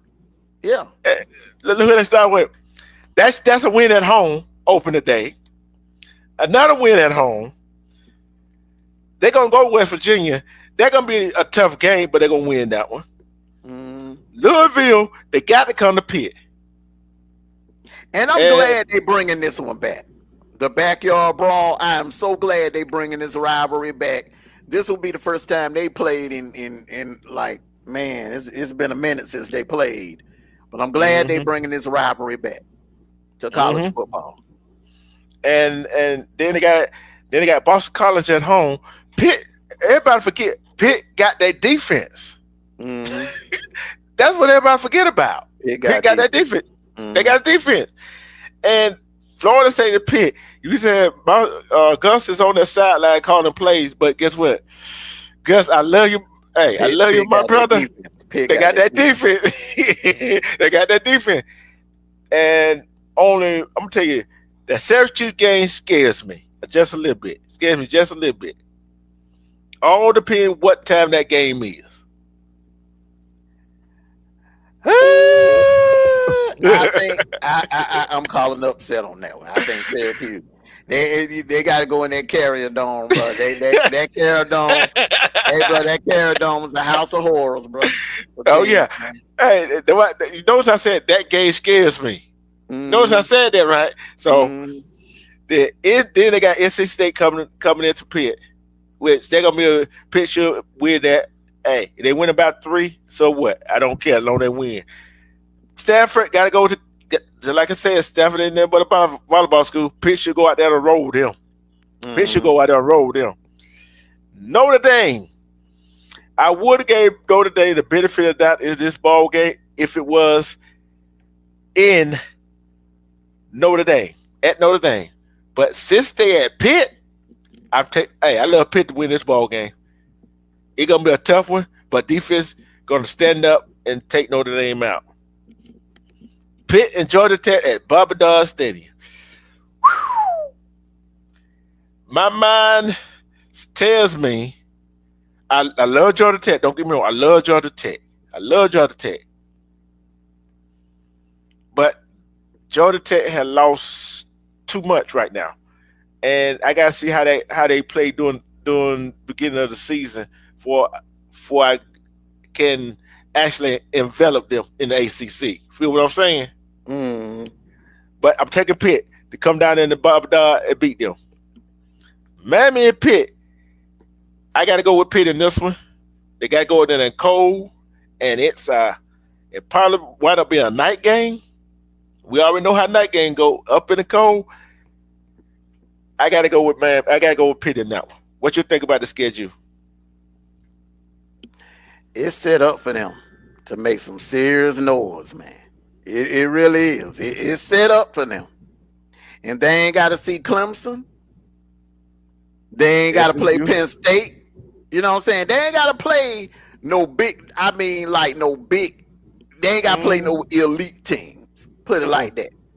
And to me, Clemson is the only elite team in the ACC that I see. Miami is a close second, but you're picking them to beat Miami? Yeah, at home, in the cold. Yeah, they've done it before. and just think that late November. Hey, you already know how that wind be swirling up there. How many of the boys on Miami team has actually played in the cold weather like that? But if you look at Miami's schedule, they got to go to cold back-to-back weekends. Yeah. I don't know who made that schedule.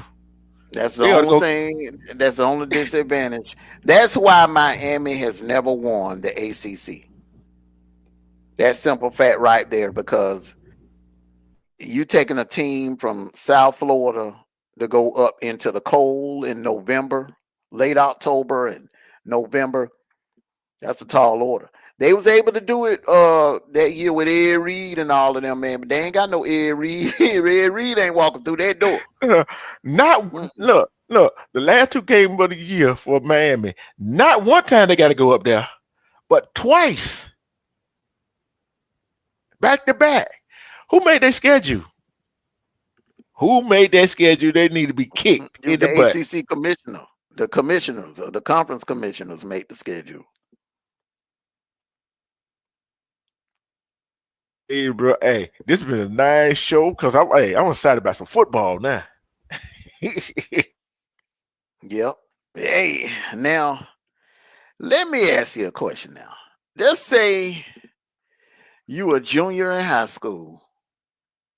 You get a letter from Auburn offering you a full ride on a football scholarship. You commit. And for you staying committed to them, you get $20,000 a month. Now, if you decide to decommit, you got to pay that money back. But think about it. You a junior in high school, and you are getting $20,000 a month handed to you. Look, man. That right there, to me, you taking the power from the parents doing that. When you putting that kind of money in the, it's one thing to do it to the college kids because those kids are practically grown. But now you open up a whole nother can of worms. You taking $20,000 and you putting it in the hands of a junior. Someone that just beginning their junior season in high school, junior year in high school, $20,000 a month. They'll be able to pay all the bills in the house. A kid, you let me tell you what you're gonna start seeing now, D-True. If I got that kind of money, man, I ain't living at home. I'm serious, man. I got my own damn look, man. You all right? Pay your own bill. I'm renting my own. Yeah, I'm definitely buying a car cash. Okay, I got a car cash. I'm telling you what they're gonna do. Go ahead. I'm getting my own apartment. Yeah. Hey, I'm gonna tell you this right here. Give a kid that kind of money as a junior. I don't like it. Not even you give it to a man as a senior. I don't like it. Ain't a damn thing your parents gonna be able to tell you. You got, man. I'm telling you, man. If I'm looking back at me when I was that age. Bro. If I had $20,000 in my damn pocket a month, it would have been a damn thing. My daddy, God rest his soul, it would have been a damn thing he could have told me. He could. Hey, you know what he told you? You know what he would have told you? I'm gonna tell you what he told you. Get out, man. And I would have went that. But look, man, I would have got me an apartment downtown somewhere. You better believe it, bro. Hey, look. You know what? Some people would tell you, okay, get out. You take go, get out, get your own place. Okay, if you need, don't call me for anything. Man, hey, you know what? They're gonna call you because they know you got money. Come on now. This is how it's going. No, I'm trying to tell the child don't call them. No, the child ain't gonna have to call. That parent gonna call that child because they know that child getting $20,000 a month. But still, that right there. They keep it real now. They keep the thing trill now. Salute to you, Angelica, the beautiful Angelica. Let's keep this thing trill. Hey, I'm gonna tell you. I'll tell you why I said that, right? Cause you get $20,000 a month. You pay your bills and all that stuff. It's gonna be something that going. You know how shit happens. Guess what they're gonna do? They're gonna call their parent. Hey, this right here. You know how that goes. I understand what you saying, but think about it now. Your kid getting $20,000 a month, and you working in a factory making damn $15 an hour. You barely living paycheck to paycheck. But you gonna see parents their kids' asses. Cause they know their kid is sitting on $20,000 a month. I'm telling you, man. I'm going to tell you right go here. ahead. Hey, that's a parent still kiss the child ass right there. They didn't got that much. Yeah, but I understand what you're saying. But I'm saying it's really gonna shift the power of the household. If your 16-year-old daughter ain't just going for boys, football players, basketball players gonna get it. Let's say a girl that's a 5-star basketball player on her team, man. Look, and they getting $20,000 a month. It ain't a damn thing that you can tell them. It ain't nothing that you can tell them. Only thing you can tell them is, look, son or daughter, stay on top of your grades, because all of this can disappear if you do not take care of business in that classroom. That's the only thing. But see, the thing is, it's going to be a clause in their contract where they're going to have to maintain a certain GPA. So that part will be covered, because the whoever the head coach and whoever the athletic director of the school that has recruited them, that they've committed to, they've already stressed that to them. Yeah. The thing is anything outside of school, you ain't gonna be able to tell. Like if they want to leave out the house at 11 and go see their girlfriend, or if they want to have, let's just say, all right, your son getting down $20,000 a month, and he come to you and he say, look, I want my girlfriend to stay overnight. He'll say, look, I'll take over paying the rent, or I'll take over paying the mortgage, but here's the deal. I want my girlfriend to move in. Hey, you already know. Hey, look, I already know what you would say. You would say, hell no, I would too. Hey, man, let me say but let me say this right here.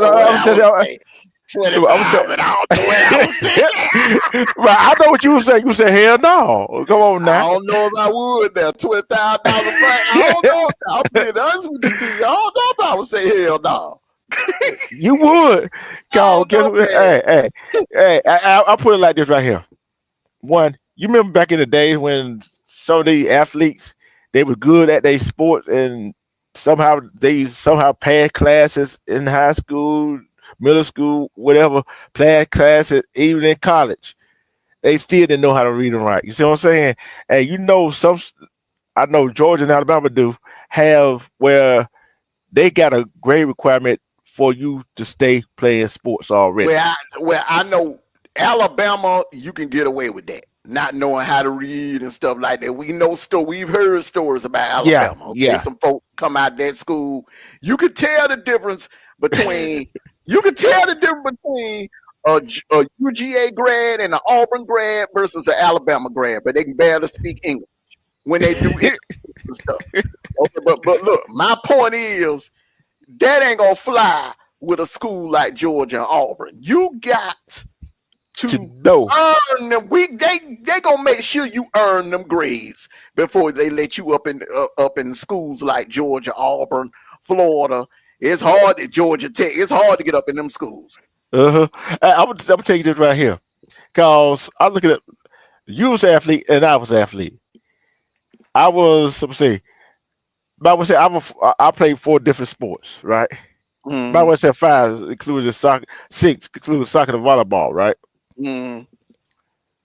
Ain't no way nobody doing my doggone homework, cause I ain't gonna be the dumb one. Cause you know what they always say, dumb jocks, right? And some you went to school, some of them that was dumb, but that was some was smart as all outdoors, wasn't it?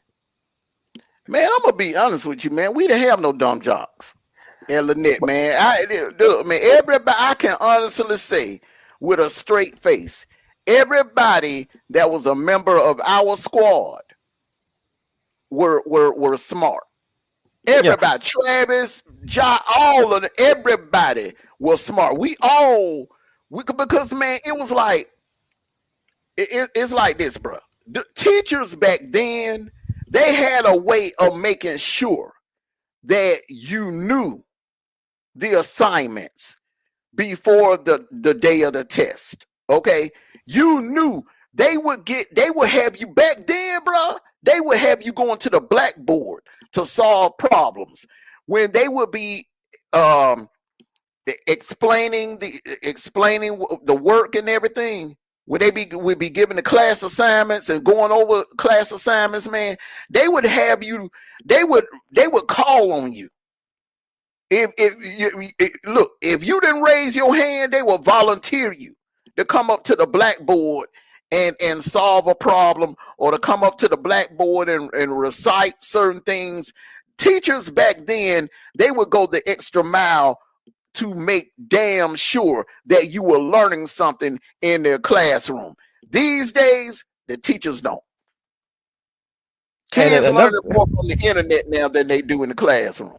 And then don't get back in the day, teachers lived around us. So if you didn't understand it, you better go to that teacher house, and they were willing to tutor you a little bit to make sure you got it.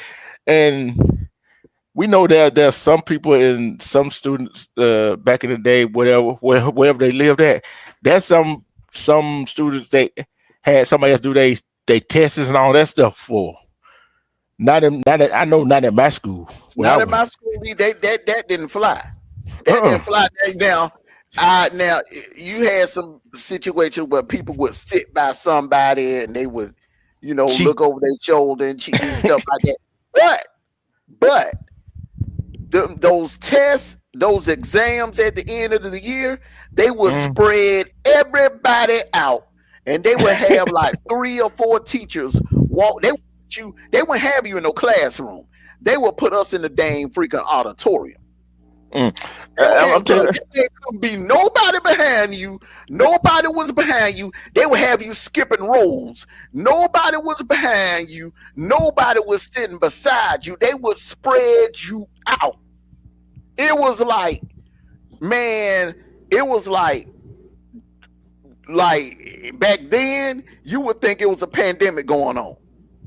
If you looked at how they had us spread it out in the auditorium for our final exams, bro. When you walked into that auditorium to take your damn final exam, bro, that right there, you would have to know you ain't passing it unless you done learned something that year. I'm tell you what a teacher did. One teacher did, right? The final exam. The final exam. It usually everybody get the same test. It's the same question, like number 1 question, number 2 question, all the same. No, our teacher was smart. Oh, we all had the same questions, but guess what? The question he got might be number 1, but the number one question he got might be. Yeah, I know what you're talking about. They will flip the questions around in order. Every question, everybody's test, like you would get asked, like the first 5 questions they ask you would be geography or something like that, and they will flip it around for every 1, 2, 3, every 3rd or 4th person, their test was different from yours. Yeah, because the number 1 question that he or she had might have been the number 10 question for me. You see what I'm saying? Ain't no way you gonna be able to cough off nobody. Yeah. So, but that $20,000 to a young player and say you got to pay it back if he or she decommits. Yeah, and this is what I would tell my young daughter or young son who possibly want to join this team. Are you sure you want to commit to this school and accept this right here? Because if you do commit and you so have to change your mind, we got to pay that money back. Mm-hmm. Do you want to put that on? Because man, they telling them like, look, like they have to, like they could put a lien on the house.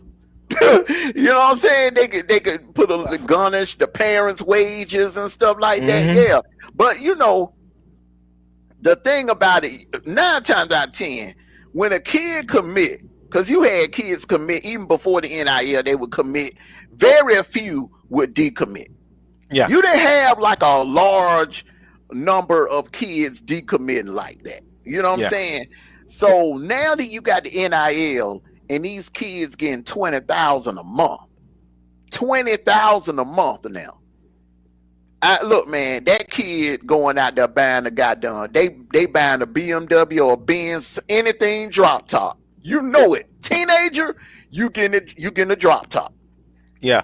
And see, I will see what They I mean. they going shopping. They going shopping. They getting the baddest girlfriend on campus. They getting the baddest girlfriend in the high school. Yeah. I'm putting it like this right here. Let me put it right here. If that was my son and daughter, I'll teach. That when you got to come in, like you got to manage your money. You see what I'm saying? This is where you got to come in as a parent. As a parent, financially, and try to get them how to manage their money. I would Because you know, I would get them a personal banker. I would get them a personal banker. That's when it's your parenting skills comes into play. Okay. Yep. So if you are a good parent, you're right then and there, you're teaching them, you're taking them down now to Bank of America or Chase or Truist or PNC or the First National Bank, whatever, if you're from a small country town. And you are getting them to open up a checking and a savings account. Yeah. All right. And you're also having them to open up a CDL account. Have them, a smart thing to have them on that first hit, that first 20,000 that they give you. I would tell my son or my daughter, I would say, hey, listen, take $10,000, put it in a CDL account, and let it sit for either let that 10,000 sit for 20 years. Let it sit for 20 years. Because see, that right there, that $10,000, if that $10,000 sit and all that interest is gonna draw, that right there, you just made an investment that you will have 20 years from now. No matter what happens on that football field, you just made an investment that you will be straight, regardless of whether you make it to the end. Because remember now, that money ain't good. Everybody ain't making it to the NFL. Everybody ain't making it to the damn NFL because you don't want to blow through that money. You don't want to blow through that money.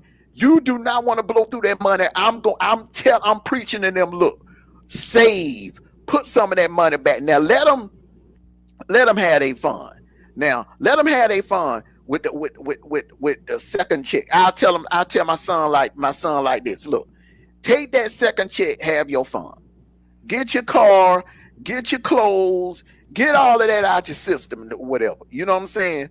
But that first check, take $10,000, put it in a CDL account, and let that goddamn shit sit for 20 years. You take the other 10,000, and then you splurge a little bit or whatever. But I would teach them to like put back so much, put back at least once a month, even after you do that 10,000, every month, put back 1,000, put 1,000 in that CDL account. Okay. 1,000 here, 1,000 there, 1,000 here, 1,000 there. Go ahead. Yeah, and also I'm looking at this for the young men. Be careful with the females that you hang with. Cause she said, I like you from the beginning. I love you from the beginning, and I want to be with you. You gotta teach your sons about that, and also with the women, the females, right? You gotta teach them. Hey, this guy, if he doing what he's supposed to be doing, he ain't got this shit together, whatever. Don't let him use you. Well, this is the thing I would do. This is the thing where you do that anyway, money or no money. You tell Yeah, your daughter yeah, that yeah. anyway. But my son, when your son have that much access to money, because one thing about boys, we look. I went to high school with girls that had money. They had their Yeah. own cars, and we didn't give a damn about boys. We don't give a damn about what the girl got. We only care about Right. what we got. You know what I'm saying? Yeah. Because if a girl got something, she got cars, she got money, and that's her shit. You Mm-hmm. know what I'm saying? That's hers. So, but the females are different. They want a breadwinner. So, your son that got access to that kind of money, he is going to have a big bullseye on his back, and Yep. every girl in that school is going to be plotting, scheming, plotting, and planning. Not only the girls mothers, because the Mm-hmm. girl gonna go home and she gonna be telling her mom, "Oh yeah, DJ, DJ Brooks, yeah, he just signed on with Auburn, and yeah," and then the mama going, what, girl? You know he getting 20,000 a month. Yeah, he getting 20,000 a month. These schools paying these boys 20,000 a month. You need to get up on him. You need to you know what you need to do, good. You because I can't take care of you. You gonna be a senior next year. After that, what you gonna do? What you gonna do? You gonna go down there and be stripping at the strip club, or you want to be an NFL wife? And they gonna put their daughters on you. They gonna sick their daughters on your son. I'm telling you, man. But think about this though. Even this is diabolical. Especially, I mean, not even use him as an example. Especially if a girl don't like you, and all of a sudden they found out you're going up doing that, and you know she been with other guys, and she said them the one, and that right there is and they decide to give you, then they decide to give you some, yeah. and then they come out talking about, oh, I'm pregnant. That right there is when one thing about me, I'm pulling rank. I'm telling my son, if a female come up hollering about she pregnant by my damn son, I'm like, okay, well, we getting a DNA. Mm-hmm. F that. We getting a DNA, we'll pay for it. So now if it is his, then he gonna be a man. He gonna have to be a man and take care of it. He got it. Look, you do the crime, you gotta do the time. Yeah. And then in the next 18 years, and I will explain to him, for the next 18 years, you're gonna have to break bread to that woman for that kid. You're gonna have to break bread. You're gonna have to break bread. So you damn sure better focus on your schoolwork in college and keep your GPA up. And you better go to these summer camps and improve your game, because it is mandatory that you got to get into the league now, because you got a kid to take care of. You got a mouth to feed. And I'm looking at that right here. You think you said about the savings and the checking and all the other stuff. And guess what? We got to teach them how to have a spending limit. Well, that's gonna be. Let me tell you something. That's easier. It's gonna be hard. In our generation, that would work, because one thing about us, our generation, we listened to our parents and we listened to our elders. Okay, and back then we were surrounded by a village. Not only did you have your mom, you had your neighbors that you played with their kids, and they would give you damn good advice. You had your uncles and your aunts, your grandparents, or whatever. You had a village back then. Now it ain't like that. It is not like that. Families are not close knit the way they were 20 and 30 years ago. Yeah. And I'm gonna say this right here. With that athlete, with that being said, the NIL, the young folks getting all this money and all this stuff, and you gotta, and what do I tell my son and daughter? I would say, don't change, stay who you been being. Because you know how some young folks get their money, they start changing. No, you gotta stay who you are. Because if you don't stay who you are, guess what? You come with this nasty attitude, nobody gonna like you. And guess what? the more people that like you, especially if you're on that football field, you gotta be respectful to your teammate, your coaches. You can't think you better than your teammates. You see what I'm saying? Cause you think you better cause you think you better than your teammate. Just think that just say the kid is a running back, right? Just think the kid is a running back, and he nasty to his teammate. What do you think the offensive lineman gonna do? They're gonna lay down. They're gonna lay down. They're gonna sandbag, and they're gonna. You see what happened to Shador in that Alamo Bowl? He pissed off them linemen. He pissed off them linemen before that bowl game, and they laid down. And think about this. Just think if the quarterback pissed off the wide receiver. You a quarterback, you pissed off the wide receiver. He could throw you a perfect pass. You could have caught it. What are you gonna do? And drop it on purpose.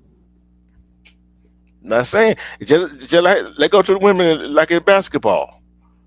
Look at you think your teammate finna pass you the ball? Would you pass your teammate the ball if she thinks you better? If you think they were better than you? There you go. Okay. Look, if you get the ball, guess what? Hey, I'm gonna sit back and let you. Look, don't throw me the ball. You think you're better than me? Go ahead and win this ball game by yourself. But is that getting to be too much, especially a junior? Is that get too much? I can see it. Go ahead. Especially if he's not a senior. You see what I'm saying? Is that being too much for a junior in high school? What you're gonna start seeing now is, because see, they scout the good players. I mean, these 5-star kids that's like killing it. Because I know Kirby is looking at players that were like, he started looking at players in the 9th grade. You know what I'm saying? So you're gonna see kids now committing, and they ain't committing. They ain't waiting till their senior year to commit no more. They're gonna start committing their junior year, which would be smart. So if you commit your junior year, then you can get a 20. Think about it now. You commit in the spring of your sophomore year. All right, you sign. Let's say you sign maybe like the last week of school of your sophomore season. Okay, of your sophomore year of high school. And then they cut you a damn check for $20,000 going into that summer of your junior year. Man, look. Man, look, ain't nowhere in the hell, man. Ain't nowhere in the hell. Ain't no way in the hell you gonna be able to tell that kid anything. It ain't nothing you can do. Nothing. Think about it, man. What can you tell? Salute to you, Slam New. Salute to you, brother. Salute to you. Happy Saturday to you. It's nothing that you can tell that a damn 16-year-old that got the access to $20,000 a month. Oh, I know something you can tell them though. They're gonna have to listen. I'm tell you, stay focused. Stay focused. Because you can give them at that point in time. At that point in time, you're the parent. Don't get me wrong, but you're gonna become more kind of like their manager then. Yeah. You're going to become more like a parent / manager. It's like you're going to have to operate the way. What was Miley Cyrus' dad father name? Billy Ray Cyrus. Billy Ray Cyrus. You're going to have to handle. You're going to have to handle your kid the way Billy Ray Cyrus handled Miley. Mm-hmm. Okay, where he became kind of like a manager. Same thing with Usher. Usher's mom. She went from being mom to more like a manager, playing the manager role. Same thing with Kevin Durant. When Kevin Durant went in the NBA, she went from being a mom to more of a manager. Steph Curry, Dale Curry became more like a manager. Even with Prime, man. When Shador, I guarantee when Shador got his first NIL contract, got his first NIL money, he was still dad. He was still dad in prime, Mm-hmm. but he became more like a manager. And he started teaching them how to manage his money, how to, how to conduct themselves in the public eye, and how Yep. to conduct themselves, in a media situation. You take media training, it's a lot of things that come with that, a lot of Yeah. responsibilities that come with that. Yeah. Yeah. Yeah. You're right. Yeah. We already discussed that. We discussed that slam new. We went through the ACC, the SEC, the Big 12, the Big 10. Went through Yeah, we all of got them. I got two teams coming out of ACC. I think my two teams is going to be Clemson and Miami. I think Clemson will win the ACC Slam Newton. Um, I wouldn't be surprised if Clemson ran the table this year and went undefeated. They'll.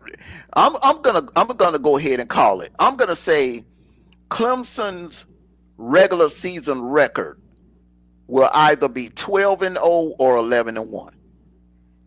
And here's my sleeper slam new for the ACC, Pitt. Yeah, yeah. D Truth got Clemson and Pitt. So we're gonna try like not next weekend, but every second weekend we're gonna do a sports show. Is that okay with you, Armando? Oh yeah, cool, bro. Man, I love talking sports, bro. Yeah, Okay. cause we gotta see what's going on around here, and I'm looking at for anybody that's a NBA fan right now. Let's see what. Guess what? The Pacers had won the series, so it's gonna be Indiana and OKC. I'm gonna say this, okay? Game one, I'm Thursday gonna say night. this. I'm gonna say this. This is where Adam Silver, he's gonna have to do what David Stern did. He's gonna have to come up with some creative ways to market the NBA. He had a golden ride the last 10 years with LeBron and Steph Curry. But unfortunately, the last two players that players that we thought were going to be the future of the NBA, they didn't pan out. Embiid is soft. He ain't what we thought he was going to be. The Ben Simmons is not who we thought he was going to be. I thought he was going to be the next LeBron, but Ben Simmons just didn't pan out to be that. John Morant can't stay out of trouble. Nope. And Zion Williamson, they was acting like he was going to be the second coming of Shaq, but he in some mess. He got rape allegations hanging over his head. He can't leave strippers alone. Yeah, he can't. Yeah, that's what I'm saying. So Yeah. right now, you got to roll with what you got. LeBron getting old. You can't ride. That man can't carry the NBA anymore. Steph is getting older. He ain't gonna be able to carry the NBA anymore. So you got Giannis. First thing first, you got to go to his agent and convince him to get the hell up out of Milwaukee and get him to a major market team. All right. Yep. I would like to see him in a New York Knicks uniform. Okay, I think New York would be the perfect. They are hungry for a title. They have not won nothing since 1973. So I think I don't want to see him go to the Lakers. We done seen phenoms in and out of the Lakers. Then New York needs an NBA championship. Yeah. That right there will bring. I think that right there will boost the ratings for the NBA if the Knicks were like playing in finals again, like they were in the 90s. Yeah. You got to figure out a way to market OKC. because they're gonna be around for a while. They're gonna be around. They're gonna be good for a long damn time. And SGA is the best player in the league. You gotta. I don't give a damn. You put him in every commercial, McDonald's commercials, Gatorade, like you did Michael Jordan back in the days. You gotta make him the face of the NBA. You got to go ahead because Luka can't carry the NBA. He that player. He'll raise hell in the regular season, but in the damn postseason, man, he don't play defense. He don't play defense. I'm gonna say this right here. Giants won the championship, right? The Yankees won the championship. Mets won one. Mets won two. Yeah, Mets won. Yeah, I'm gonna call out the one that won the championship. The Liberty won one last year. New York Liberty, the WNBA New York Liberty won one. Mm-hmm. When the last time the Knicks won one? 1973. That's almost 52 years ago. Back there with Willis Reed them and Walt Frazier. And I'm gonna tell you this right here. Tell you right now. Adam Silver, you messed up because the rating would have been high if New York would have won that series and played OKC. Well, yeah, we all know that, but ain't nothing you can do about the outcome of a game. I know damn well Adam Silver was praying to God that the New York Knicks will come back and win that series. But the problem is, man, you cannot ride off these big market teams anymore. You can't ride off of them. The only way you can do that is, bro, you got to have the players to go. You got to have a situation where the elite players end up going to the big market teams. And the reason why you can't ride off the back of these big market teams is because the players that we thought was going to carry the league, I just named them: Ben Simmons, Joel Embiid, Zion Williamson, John Morant, a whole bunch of them, and Anthony Davis. Man, them dudes they didn't pan out to be what we thought they were gonna be. I'm gonna say this right here. One good thing about this NBA Finals, right? One good thing about the NBA Finals, Oklahoma City ain't won the championship, right? Indiana ain't won the championship. That's the only good thing about it. One of these teams finna win their first NBA championship. That's the only good thing about it. And who would it be? Unfortunately for Indiana, they ran into the Lakers. And OKC was back there. Who did they run into back in the day? I forgot what team they ran. The Lakers, Phoenix, Portland, all them, Houston. You see what I'm saying? So this gonna be good right here. So right now, look, I look at it like this, man. If the NFL, look, for the Green Bay Packers carry the NFL in the 60s, they dominated in the 60s, they dominated in the 90s, and they dominated a little bit in the Aaron Rodgers era. You know how small Green Bay, Wisconsin is. Green Bay, Wisconsin might be the third or the fourth largest city in Wisconsin. Yeah. It's that small. It's that freaking small. And the NFL figures out a way to market them. And it's a look, man, the two small market teams before the Eagles won the Super Bowl this year, the two best NFL teams were small market teams, the Kansas City Chiefs and the Buffalo Bills. Both of them come from a small market, but Roger Goodell figured out a way to market them and to make Patrick Mahomes the face of the NFL. That's what Adam Silver got to do. He's a lazy ass commissioner. He got to be one of the most laziest sports commissioners that I've ever seen. He don't know what the hell I don't know, man, how they handle it, or do the owners Do the owners vote on the commissioners or whatever? But this dude don't know what the hell he doing, man. He is nowhere near on the level of David Stern. Nowhere near. David Stern know how to market. Yeah. He knew how to market. And I'm going to say this right here, then we're going to get ready to get out here. With that being said, look how he needs to take some notes from some of these the conference commissioners, the college conference commissioner. Look how some of these small teams get marketed. You see what I'm saying? Mm-hmm. Get marketed. Small market. Look at some of these small teams. We go all for days. These small market teams that got marketed the right way.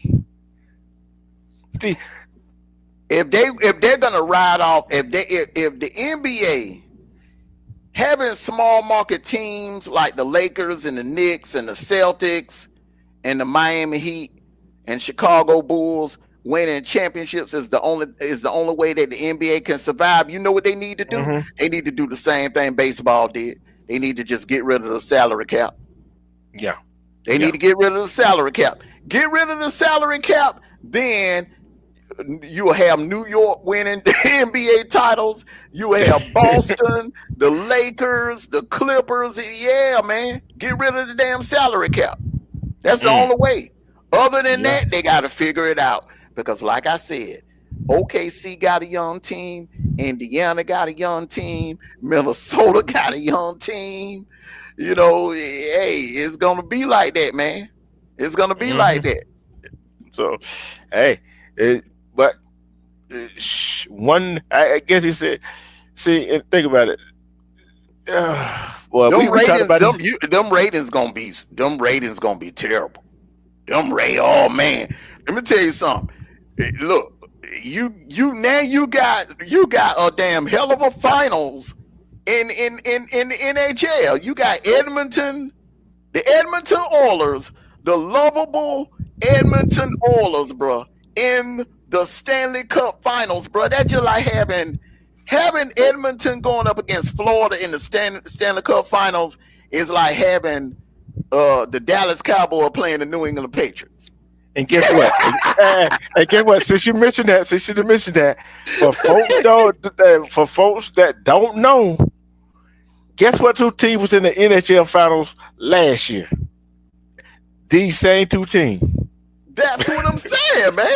That's why they ratings. I'm telling you, bro, it's gonna look bad when the Stanley Cup is outperforming the NBA Finals, bro. And here's something else you better watch out for: the WNBA ratings are catching up with the NBA ratings, man. Yeah, I'm gonna say you got a lot of people watching the NW. You don't want a situation like what's going on in college, where more people are watching the women's Final Four than the men's Final Four. You don't want that to happen, bro. Cause I'm gonna tell you this right here. With the women's WNBA, you don't know who's gonna win this mug. The Dreams don't came back.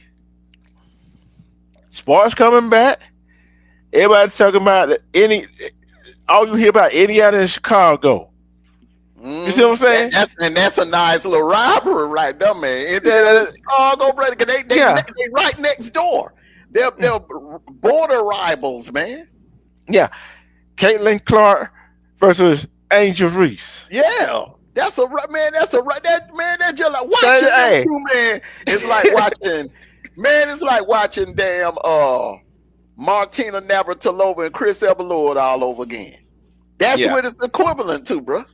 Yeah, and think about it. Let's give a shout out to Golden State Valkyries, the new WNBA team. Finally, Golden State got a women's WNBA team. Shout out to them. Yep. Shout out to Golden State. They first year in the league. So, hey, I don't know. If y'all want to know who's leading the league, I'm finna let y'all know right now. My team, you know my team. I'm an Aces fan.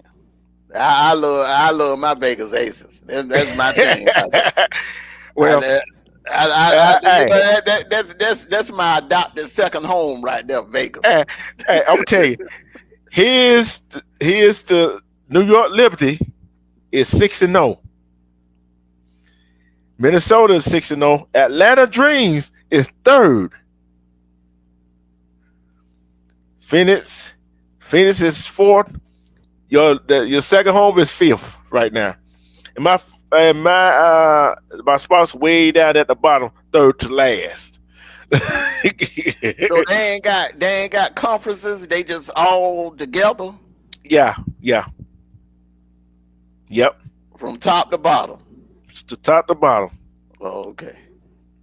But I don't know why they don't do conferences now. They got more franchises in the league. they did when they started. Mm.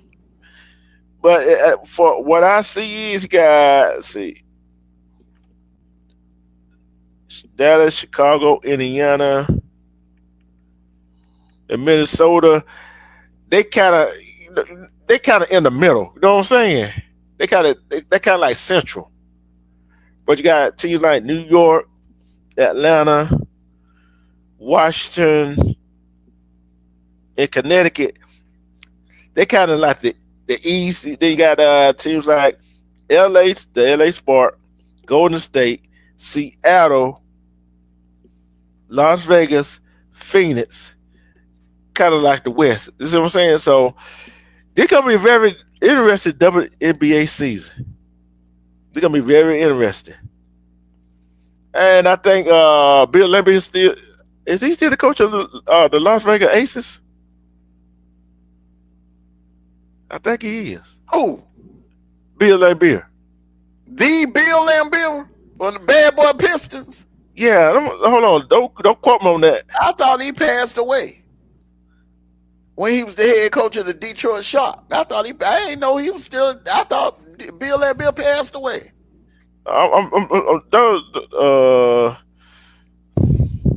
It's a woman, Becky Hammond.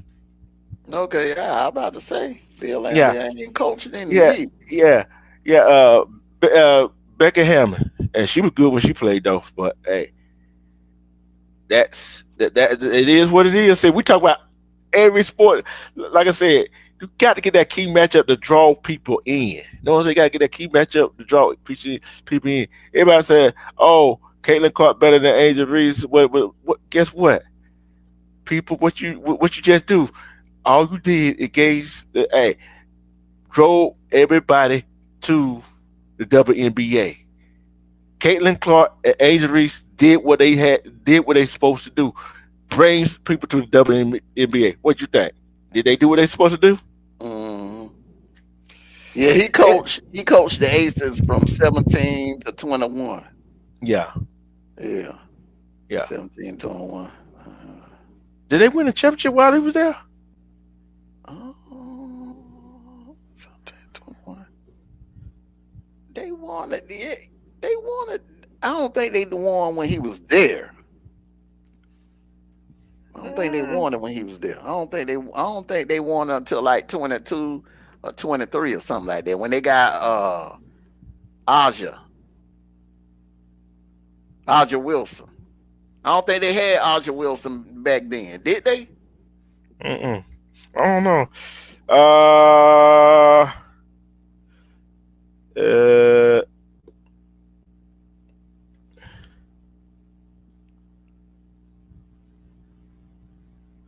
I'm trying to see when did they win the championship. I'm trying to figure out.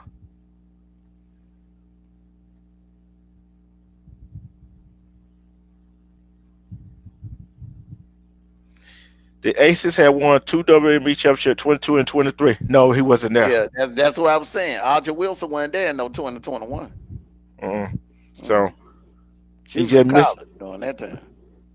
Yeah, he got that team. Hey, he prepared the team to win 2 of them. See what I'm saying? So it's just like Golden State Warrior. What was his name? Mark. What was his name?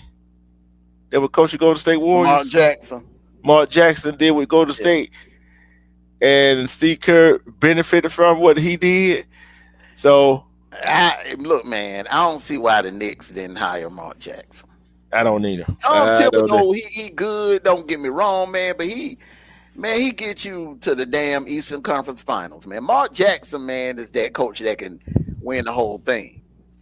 He got alpha talent. Yeah, he got alpha talent. He got alpha talent, man. He built that damn Golden State dynasty. He built that dynasty. Steph Curry. I mean, Steve Kerr. Steve Kerr just reaped the benefits. Everything that happened under Steve Kerr would have happened under Mark Jackson. Sure would have. Any final thought and shout out, my brother? Hey, one thing everybody noticed, man, the entire time we've been up here 2.5 hours, I ain't picked no favorite. Like last year when we did this, the kickoff summer show, I told everybody off the rip that Ohio State was my favorite. But this year, I have no clue. Now I do hear a lot of people saying that Penn State. A lot of people, a lot of people. If I'm not mistaken, I think Penn State is the preseason number one.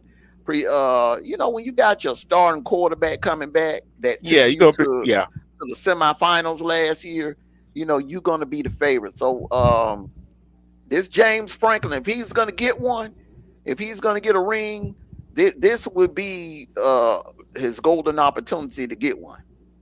So we'll see, man. I don't know. I can't pick a favorite. I do not know, man. It's just too much parity all across the board, man. The Big Ten is loaded this year. The SEC is loaded this year. The ACC, I think it's going to be a two-man race between Clemson and Miami. You're saying Pitt is going to sneak in as their third dark horse. In the Big 12, I just think is loaded. It's loaded in the Big 12, but I don't know, man. I just don't have a clear-cut favorite right now. I can't. Last year, I knew. I said off the rip, Ohio State was gonna get it, but this year, I just don't know. I can't give you a clear-cut favorite.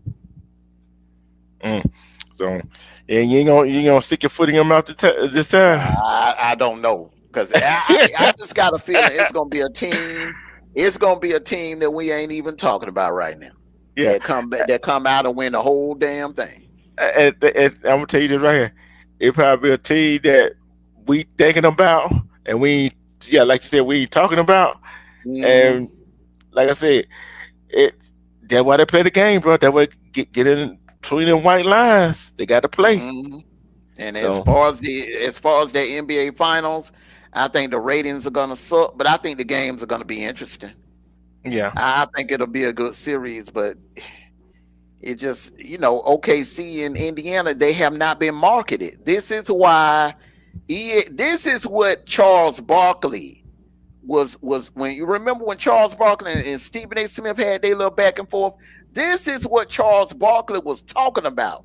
He was like, man, y'all can't sit up there every morning and talk about the Lakers for 2 hours. Because if they don't make it to the damn finals, and you stuck with back then, everybody was talking about Cleveland and the OKC. If you in a situation where the Lakers don't come out the West, and you got OKC going up against Cleveland or Indiana, then your ratings are going to suck because nobody knows about them, because all you do is sit up on ESPN. And that's the thing I hate about ESPN.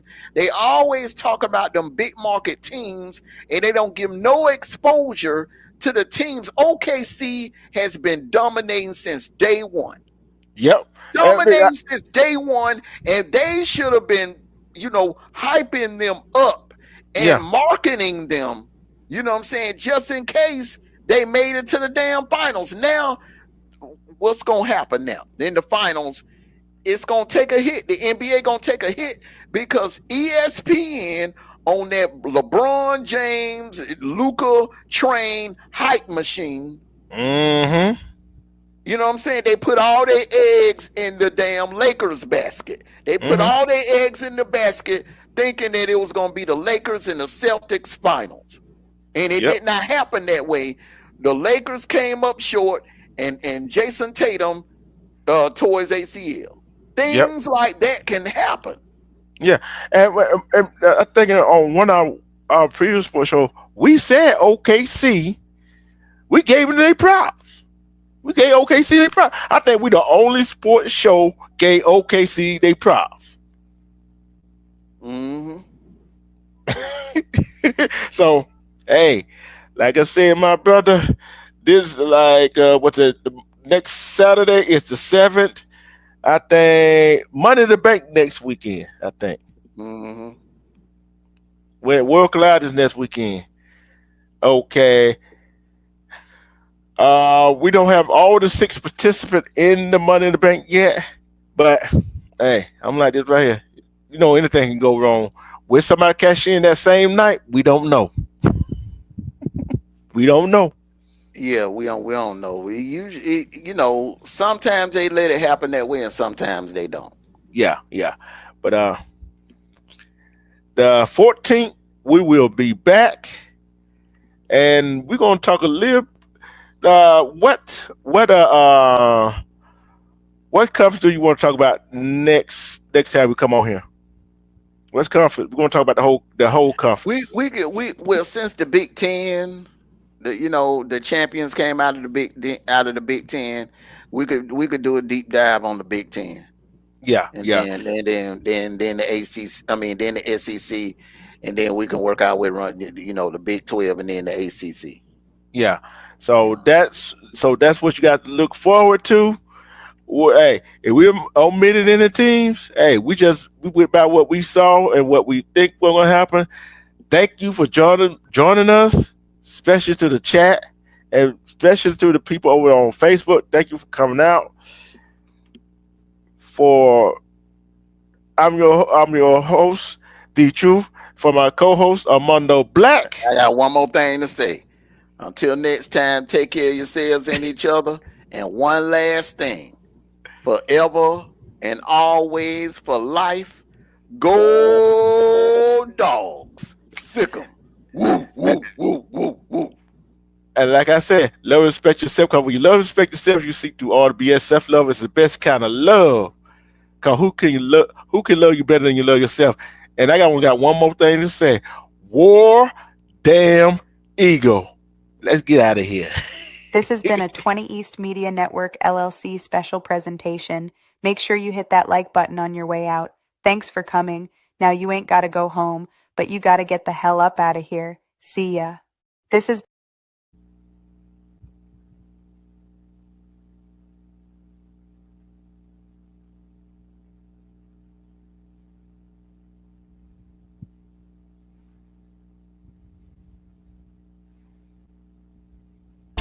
And this is 20 East Media Network LLC production. All rights reserved.